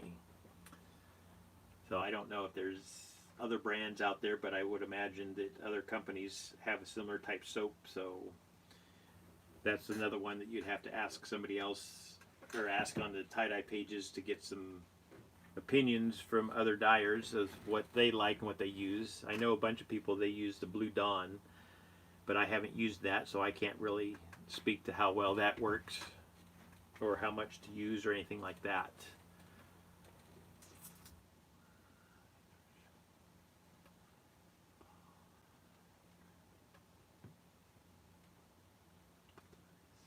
You're welcome. Yeah, that was something I used to be able to kind of keep it in my head when I mixed my dyes, but anymore it just, I don't always use all the same colors at the same amount of time. So some of them, you know, I'll have them fresh mixed, and others might have been around for 2 weeks or something. So labeling them has really helped me be able to keep track and know that I'm not putting old dye onto a new t-shirt, because I'd done that before. I used a color that I thought was new and it was old, and oddly enough it came out faded. Well, it was really old dye.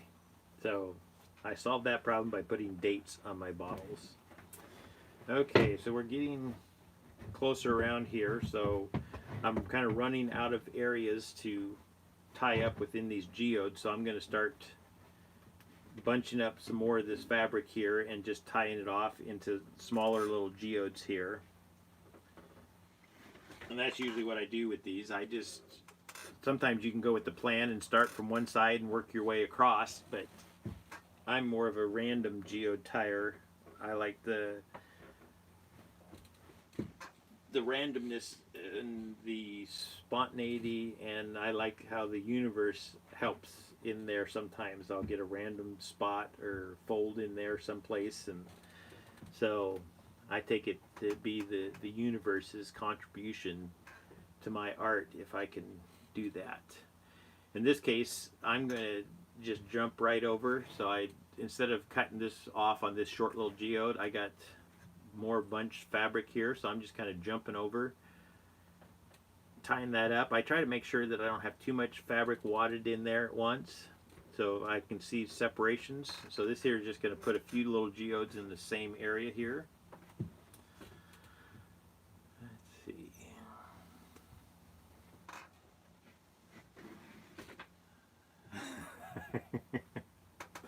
Yeah, it's still going to be a bit, Christy. I think you'll be fine. I don't think I'm going to be doing it in the next 15 minutes.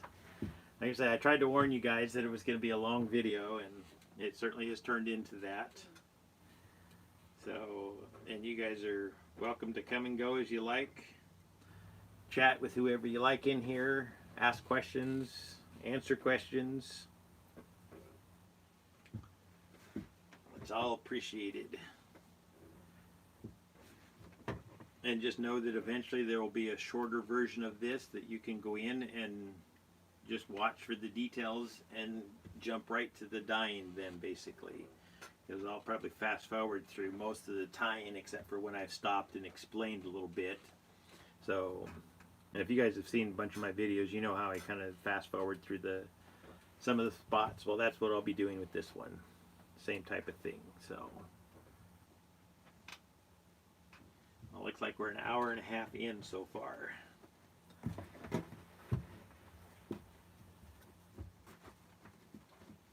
So the one thing about doing just the randomness of the tying, sometimes you end up in this area where you have things wadded up a little bit, so you just have to make it work. The other way that I have done it is I'll lay out the tapestry nice and flat, and I'll kind of draw out my circles so I can kind of plan it out, and that's fun too, and that works, but sometimes it is fun to just kind of go for it. So that's what we're doing for this one, and we're just going to make it work. Let's see, just noticed your nice necklace looks like the coolest thing. Can I ask if you keep anything in it? Yes, I took it out earlier, so I'm not going to take it out now, but I do have an Andera crystal in there. So this is the little deerskin pouch. This is the deer tooth on there, and I picked this up at a powwow many years ago. And I've carried various kinds of stones in there over the years, and right now I happen to have a pink Andera crystal in there. So, thank you for asking.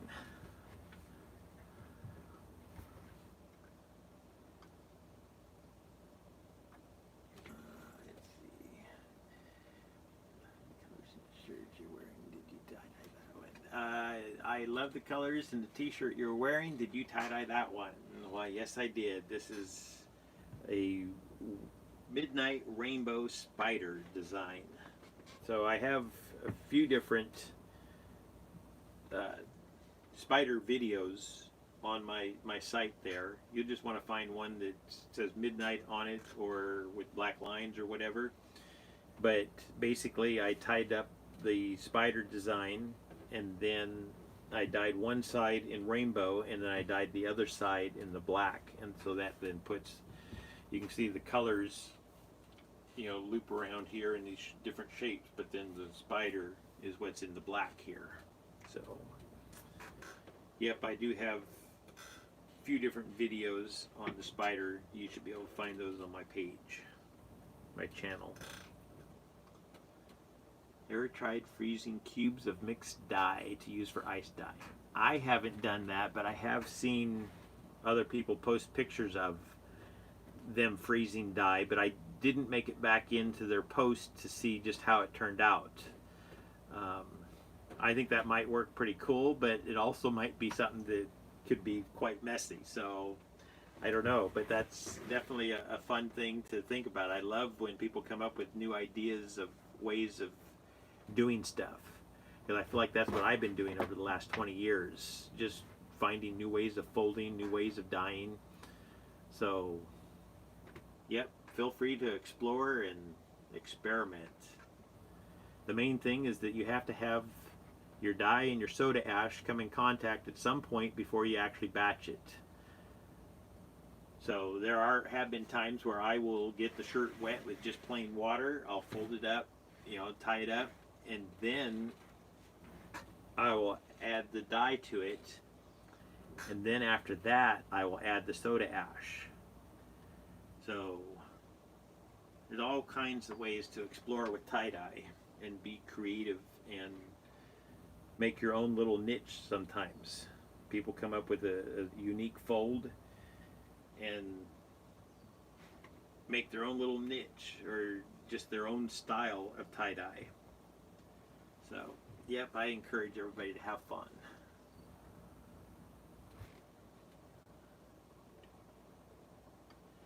Oh, thank you. Yeah, sometimes I worry that I talk too much or not enough, so you know, I do have some tie-dyes from other people, whether I bought a few and then I've traded a few and then I've had a few gifted to me. So it's not completely an out of the ballpark question there.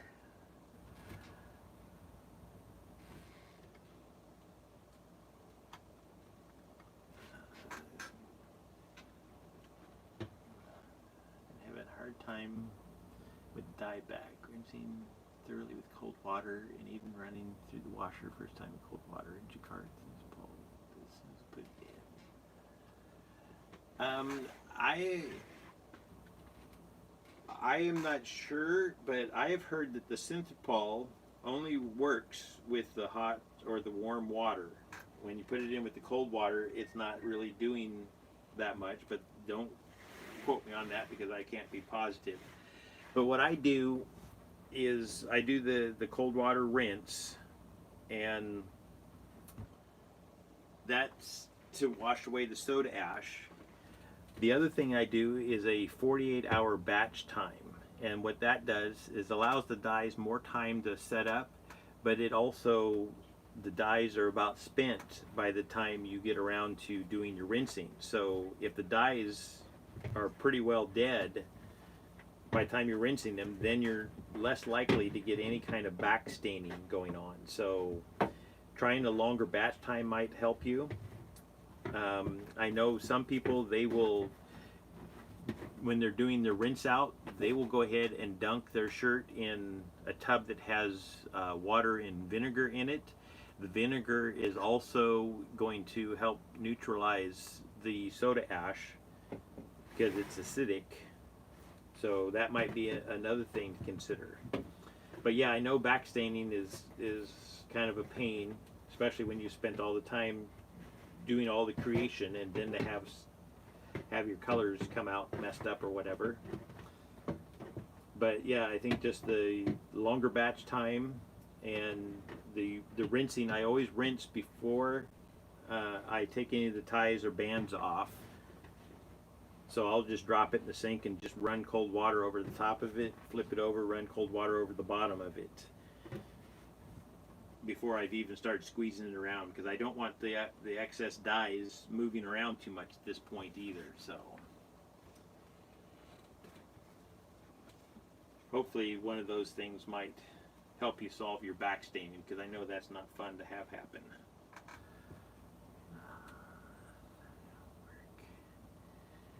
Yes, good to be off work. Welcome to the channel. Like I say, we're doing a Geode Tapestry here, and I've tied them in a couple different ways. I've started at the bottom and went up with this one, and I started at the top and I went down with that one. And we're going to put a little bit of purple in the one from the top down, just so that you can compare the two methods of tying. And then the rest of this has just been kind of a mix match of me gathering fabric up and tying it off, just to kind of finish this geode out here. So hopefully I'll be getting to the dyeing within a half hour. I know I said that probably a half hour ago, but we'll get there. So we got 37 people still watching right now, so thank you guys for hanging in there with me. Like I said, I told you it was going to be a long video, but sometimes that's a good thing. That gives more people a chance to find me and jump on and see what's going on here, ask a question.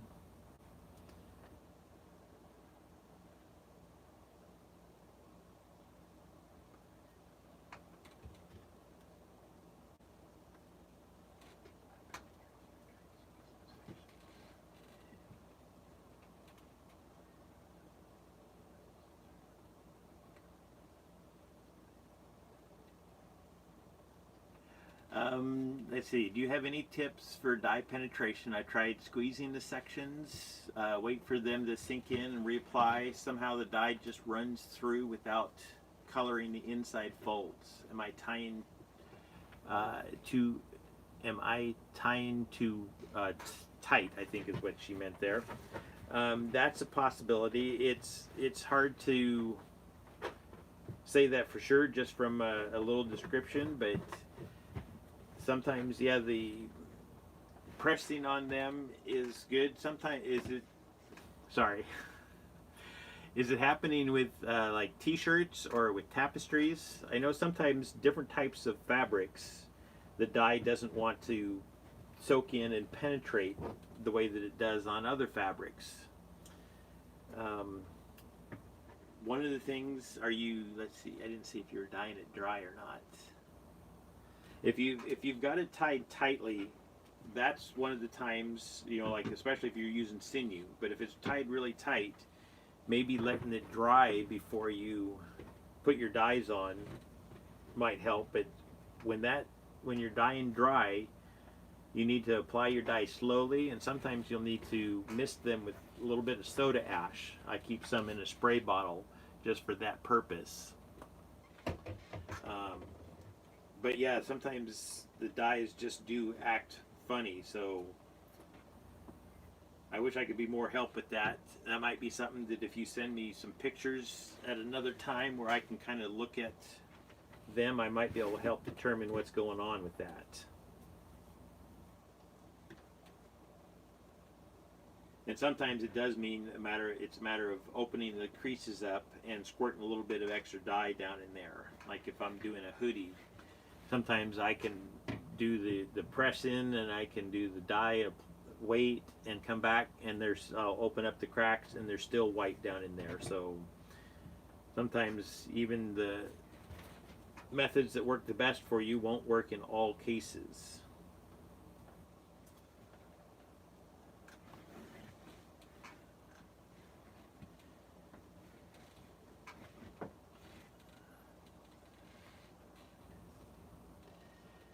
What's the weirdest thing you've tie-dyed? Let's see. I did a director's chair once, one of those fold-up ones. It had the canvas back and the canvas seat, and I was able to pull both of those off, and I did a really good pre-wash on them to make sure they didn't have any kind of a coating on them. And then I was able to tie-dye them and put them back on the chair and have a tie-dyed director's chair. Let's see, what else have I dyed? I've dyed all kinds of, I mean, if I could find it in white and cotton, I dyed it up. So, yeah, I've dyed numerous things over the years.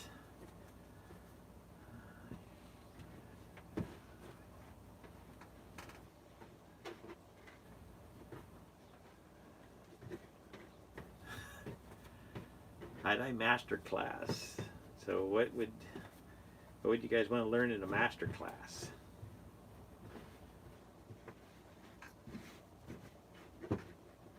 Well, let's see if we can tie up the last of this in this one last geode here. So I think that's what I'm going to do. I think I'm going to squeeze right around there and tie up this last section here, and then we can get to some dyeing here.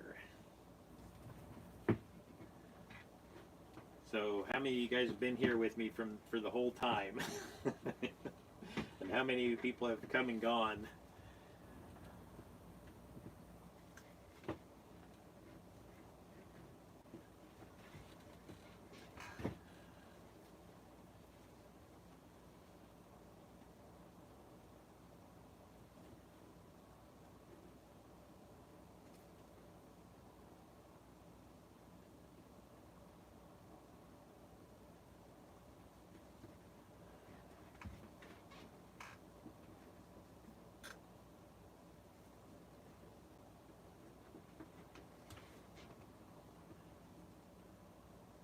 Oh, you're in a master class right now. Well,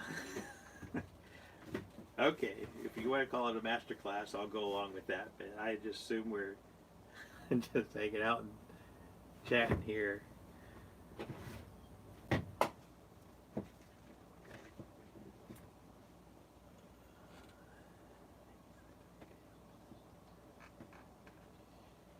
Okay, yeah, dyeing damp. Okay, yeah, because that's my preferred method. Yeah, like I say, if you want to send me some pictures of what your t-shirts look like when they're done, then I can maybe assess something more, but I can't think of anything else right now that would be causing that. But it looks like there's some other people in the chat that are trying to help out here and there, so maybe some answers are being had.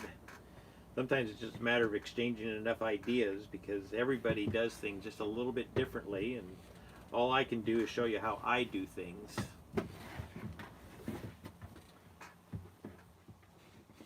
But there's so many different ways to do tie-dye, and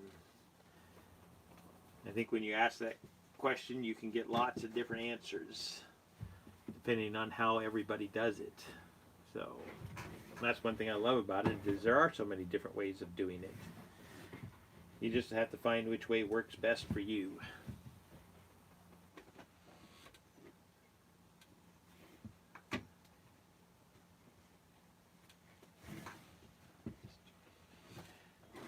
Hello, Teresa, and welcome.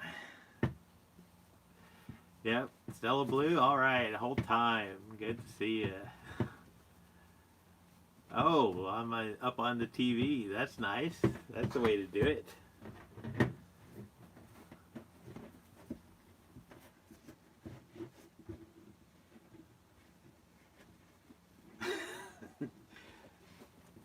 Sorry, Banana Pie. I'll be getting to that dyeing here soon. Like I say, this is the last part that I'm tying is just right here, and then I'll be doing the dyeing. But if you happen to fall asleep, you can come back later and watch it, because this will be up for viewing afterwards.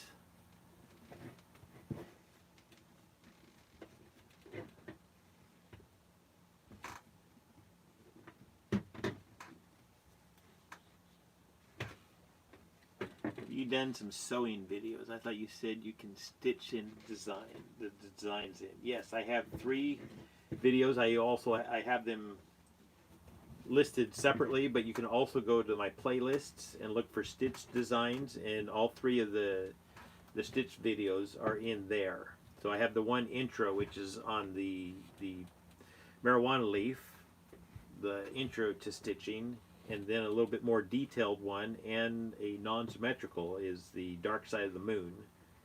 And then I also did double candy canes. So I've got a few of them that show the process of stitching. And I'll be doing one more at some point, the VW bus, if that has more detail in it. I've had more people asking about the more detailed designs, so I'll try to get in and do that at some point soon. But like I say, the stitch videos take longer to do. So we'll get there. Okay, I think we about have this here. I'm going to tie up the middle part here just a little bit tighter so that hopefully the dye flows nicely through there.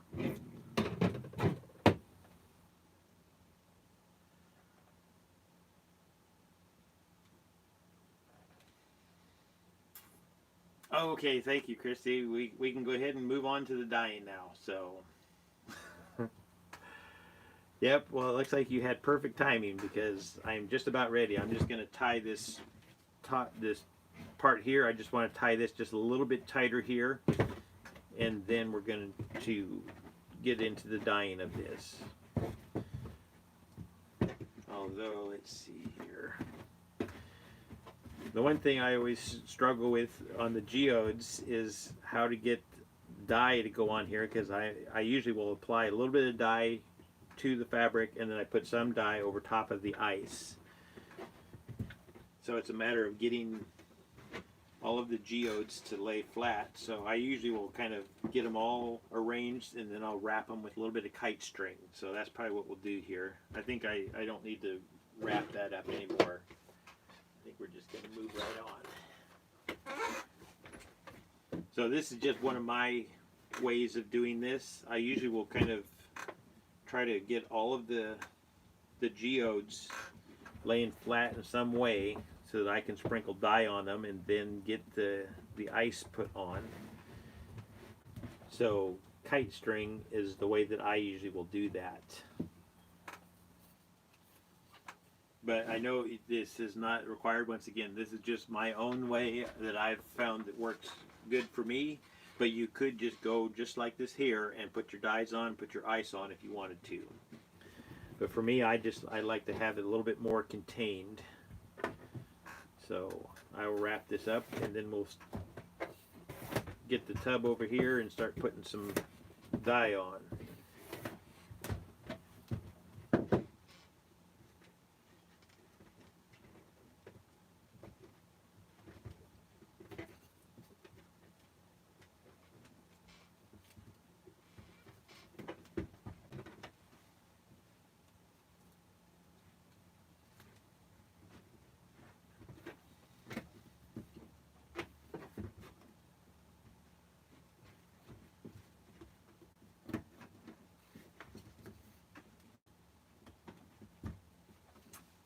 Okay, what else we got going on here?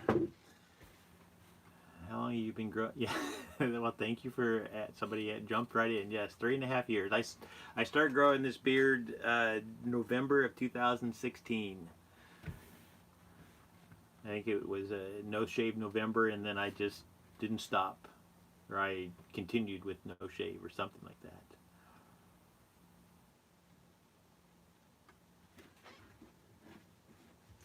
Okay, and this big long geode here, this one I'm going to add a little bit of purple into this one because this was the one that we started at the top and then went down.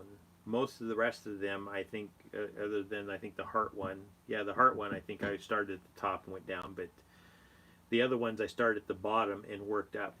So that way we can see the difference in the different methods here.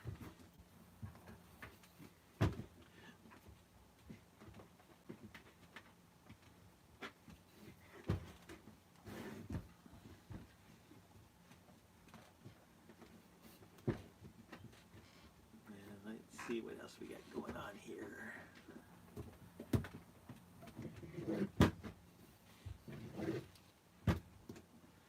Looks great.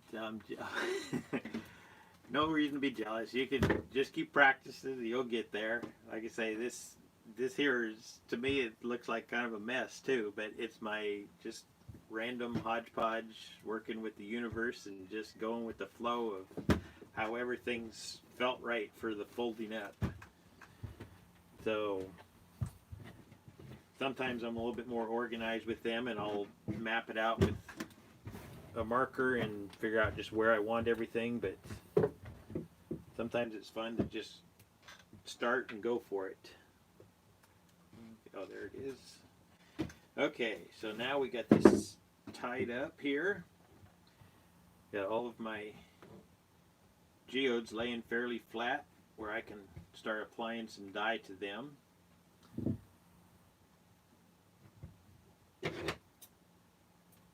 Oh, the main thing will be making sure everybody can see what I'm doing here. So let's see. Let me check the comments here.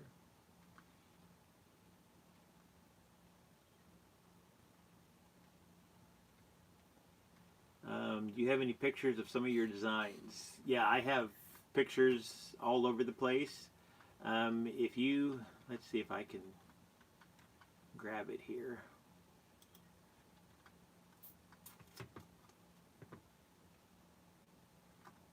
Yeah, there it is. Okay, if you want to check out some of my other pages, my Facebook page, my Instagram, here is my launch links. So you can click that and that'll open up all the different links, all the different pages that I'm on. So you can find lots of pictures of the work that I've done over the last many years here.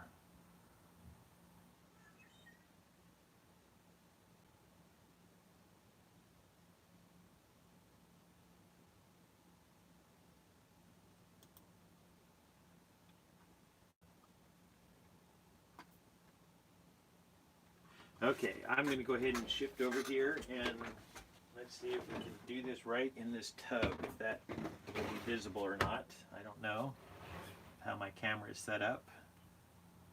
Okay, yeah, you guys can see that. Okay, so we're going to put that back away. So the first thing I usually do is I like Reynolds wrap for tying my things up a little bit, building my walls for my ice and stuff.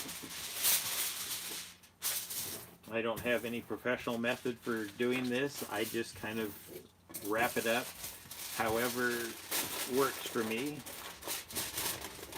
So I'm just kind of wrapping this around the tee here and just making sure that I still have access to all of my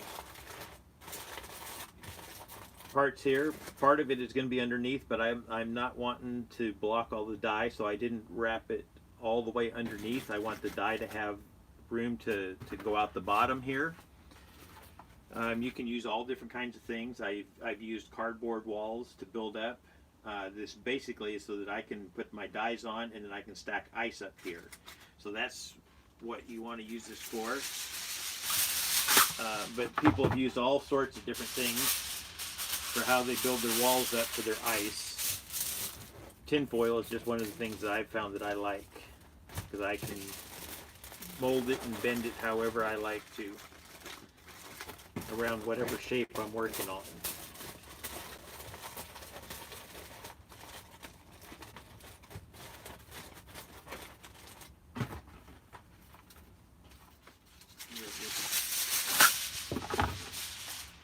Wrapping it in there like a burrito or something.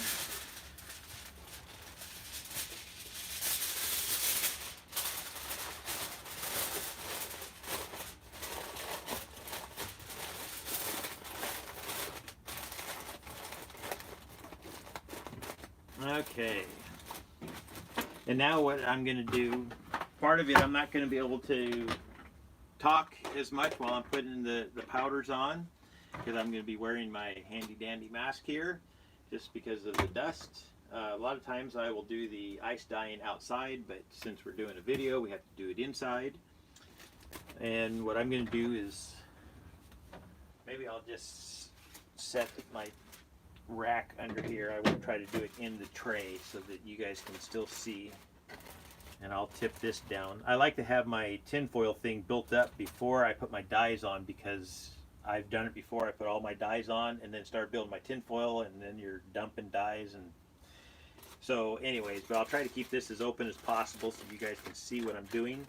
But I don't have an exact procedure. Like I say, I like the randomness.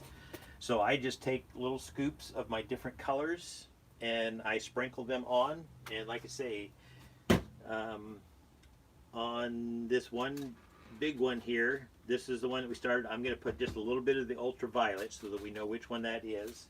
But then on the rest of these, I'm using 3 different colors, 4 different colors of green. Let's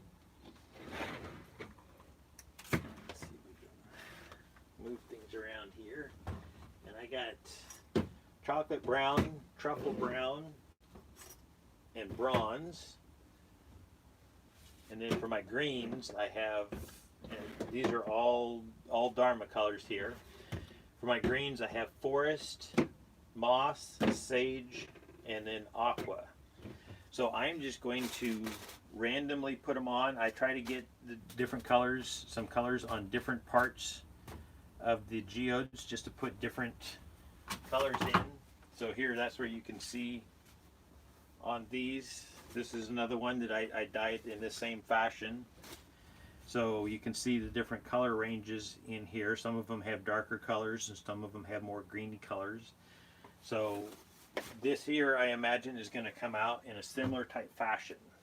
So let's get set up here.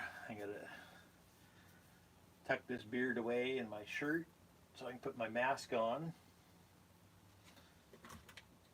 And then, like I say, I'm going to start scooping dye and dumping it on here, so I can't talk too much while I'm doing this part. And then when I get ready to put the ice on, I'll take this back off and we'll do some more dye on top of the ice.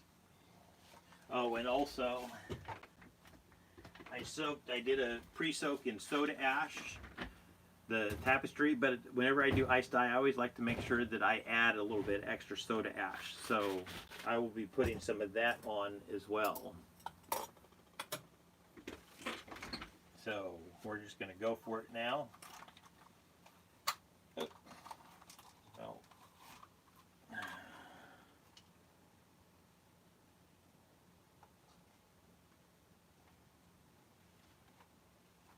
Okay.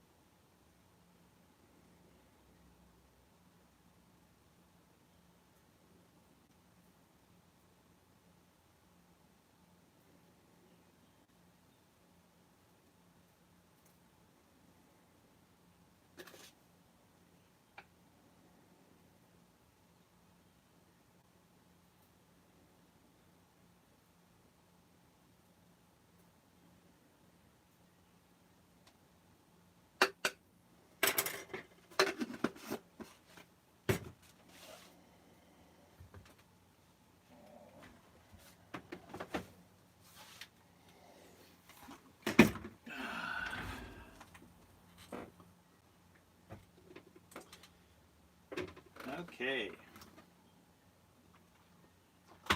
So there is the, well, over there is the Geode ice-dyed tapestry. So I'm going to let that ice melt. I'll probably do a little bit of recording of that just to add into the other video, just and do some time lapse on the ice melting. But once that's all done melting, then I'm going to let it batch for 48 hours, and then after that, of course, I'll wash it. I'll do a reveal video for it, and then the other version that I recorded here, I will put all of that together and put out a shorter version of this. This is, it says we started streaming 2 hours ago. Yeah, it looks like 2 hours and 15 minutes. So we've been at this for a while. Thank you guys for hanging in here with me. Do we have any more questions here? Let's see. Yeah, you guys looks like you've been having a conversation here, and that's no problem. I was busy. I couldn't even talk with my mask on. So, Mr. Tybo, is that at the end when you poured color over the ice too? I don't think I've seen that much. Okay, what I did was I put dye directly onto my tapestry, and then I put ice over top, and then I put one more color. I put the Aqua color because I wanted, that's one of my lighter colors. I put that over top just to kind of give it an overall kind of a greenish blue cast. And then the other thing that I put on the white powder, that was the soda ash. So yeah, you can put the dyes under the ice or over the ice, and I usually like to do it both, because that way when you do it under the ice, you can put it directly in the spots. Like I say, I wasn't trying to line it up in specific sections. I just kind of was putting it on lines because I had all of my geodes laying, in various ways, going sideways. So I was just trying to put color across each one of the lines. But that way you can be more direct with it. But if you sprinkle the ice over the top, then the dyes, they break down, because like when I have Aqua, it doesn't have just one color in there. It's got several colors. And let's see here, we can do a quick demo. So when you're doing ice dyes, the colors are going to separate out into them. So like with bronze, if you put liquid bronze on, you're going to get that color there. But if you do an ice dye with bronze, and I don't know if bronze is one that separates out into a bunch of colors, but if you do, let me put black down.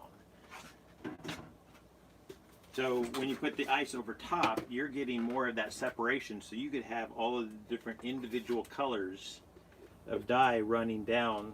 Well, my black is just about empty here, so this here is how I will kind of test if I want to have an idea of how a color is going to split out as to what colors might show up in the tapestries. I'll sprinkle it on here and let that sit for a few minutes, and then you can kind of see some other colors showing up there. So in the black, I can see my freestone, my yellow, my gold. I can see a little blue in there. The bronze is breaking out into orange. I can see some yellows. So yeah, that's just a way with the ice dyeing to get some interesting colors by putting the powder over top of the ice. But you can do it either way or both. Okay, so let's see here. You're welcome. I'm glad to be able to come on and do this for you. Like I say, I've been trying to get back to doing videos for a while, and just one thing and another has been kind of crazy. But last night I was listening to one of my channels doing meditation and stuff, and I just felt inspired to come on and do this video. So that's why I sent the notice out last night, just so that everybody had plenty of notice if they wanted to come on and watch me. So you guys are welcome. I appreciate you guys coming in and joining me for this, even those that hung out for the whole entire time. And I look forward to opening this tapestry up in the reveal video, and then setting up and doing an auction for that. So I got one more question. Thanks for telling me so much. Oh, you're welcome. Yes, like I say, it's time for secrets is over. 2020 is the year of clear sight, so no more secrets. Everything out there. Okay, well, I guess there's still some secrets. Yeah, some of the artists that have worked hard on their designs and spent years perfecting them. I am not expecting everybody to put everything out there for free. I just know for myself, I felt called to put my stuff out there for free. But the other thing is like the ripple design. That's not a design that I figured out. It's one that I learned from another artist, so I will not be making a video on that. But if I have figured a design out myself, then I don't mind putting them out there. And I appreciate all the support. Thank you, Miranda. Yep, those are all the emojis. The more members I get, the more emojis I'm allowed to make up, so it's been fun putting those out. Eventually I hope to make some cooler ones, but those are at least cool. Those are my tie-dye designs. So, okay, well, peace out, everybody. I love you all. You have a fantastic day, and I will see you again soon for the reveal video. Peace out, brothers and sisters. Go call your mother, your brother, your sister, your aunt, your uncle. Tell your neighbor you love them, and put some hearts in your window. Do something. Have fun. Bye.